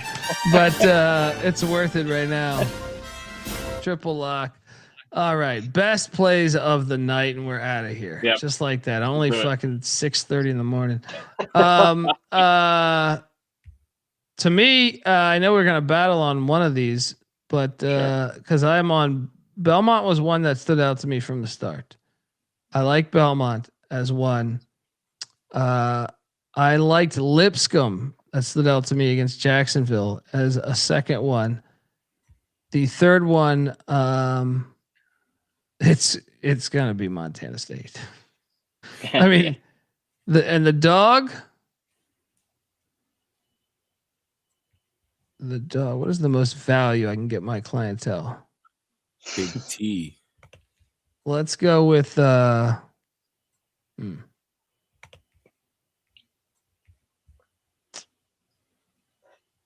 first thought was but they were a short little yapper. Was Tarleton. You know what? It's fucking Cal Poly. Cal Poly wins outright. Donaldson, fire. Yep. So my 3 favorite bets are going to be, we're going to start off with Montana State. I love -2.5, -3, whatever you can get. My favorite bet of the entire night is North Florida plus the 14.5 or 13.5. I don't mind either of those. And then my third favorite bet would, and I really do love Northern Iowa. Ben Jacobson taking on Indiana State off that Belmont win for Indiana State. And if you're looking for the craziest dog, I'm going back to North Florida. I think 8-1. By the way, FanDuel is the only one that actually has that price. All the other ones are like 4-1, 5-1. Go to FanDuel, place the 8-1 price. Yeah, and I fucking love that money line dog. So that's gonna be my money, my crazy one. That's a pretty fire one right there. Troy, what are you doing, buddy? If I'm allowed to take the 5.5, even though it wasn't listed, I like Bellarmine laying 5.5 points against West Georgia. But, where are you getting that number? Somebody put it up in the chat. I forgot where it was. Somebody put up -5.5 for Bellarmine. If that's legit, I would jump all over that. I like Tennessee Tech +1.5 against Littlecock, as we saw in the chat. you've got to just bet on the team with the longer schlong, and that's not Little Cock. Tennessee Tech's just a better team, and they're getting points. I like that there. And I'm going to go Riverside, too, as the best bet. Just fade Hawaii leaving the island. First time leaving the island, especially leaving on New Year's. What about dog? I would take Tarleton State. I know they're a short yapper, but I'll roll with Tarleton State as my dog. There we go. Folks, Troy Chewing's on Twitter at Troy Chewning 1. Isn't it 1? No, just at Troy Chewning. Okay, Troy Chewning. Geez, I'm sorry. Rob Donaldson's Twitter, actually. 15 years. 15 years. Damn, dude. Rob Donaldson's on Twitter, I believe, at Rob DFB. Right? Correct. Let's go. See that memory? It's sharp. It's fucking sharp. Look, they that horse meat. It's all that horse meat. They went and scanned my brain at the fucking hospital. They thought they're gonna find something. They found nothing. Smartest man I've ever seen. They found nothing. All right. They're like, this guy's got nothing in his fucking brain. He's got absolutely nothing. But he's okay. But he's got nothing. Want to shout out one Jeff Sharp, longtime listener, hell of a good guy. Thanks, Colby, for another year of awesome, genuine entertainment. Raising my glass to you fellas in the chat. Wishing everybody an awesome 2026. Likewise, brother. Likewise, man. And same goes to you, your family, your friends. Let's go. And damn, Bellerman -2 on Bet Online. Okay. I'm on Twitter, the Colby D. The college basketball experience is on Twitter at TCE on SGPN. Direct all hate to Noah Beanick and Moneyline McIntosh, who've been AWOL. They haven't even answered. That means he met a Sally. Mac did. Beanick, I don't know what he said. He was at like someone's house. I guess you could meet a Sally at someone's house. Anyway, folks, till next time. This is the college basketball experience. You better start thinking about yours. And we're going out with Jay Peasy's shit on the way out. Let's go.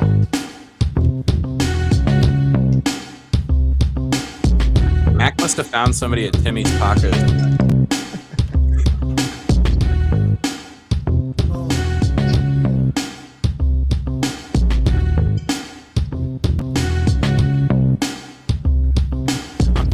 Mine, you better be thinking about yours. When it rains, it pours, and that's the cash flow. We tryna pass, gold stack, the equivalent of massive amounts of loot. So get used to the ways of the winning, cause it pays. It's played in the beginning when you're tuning in straight to the end. Big Dundee submitting bookies like 1, 2, 3. It's all laughs and cash, it's like mastery. You're talking blasphemy, fading money line Mac. In fact, you're smoking crack, don't be a jack.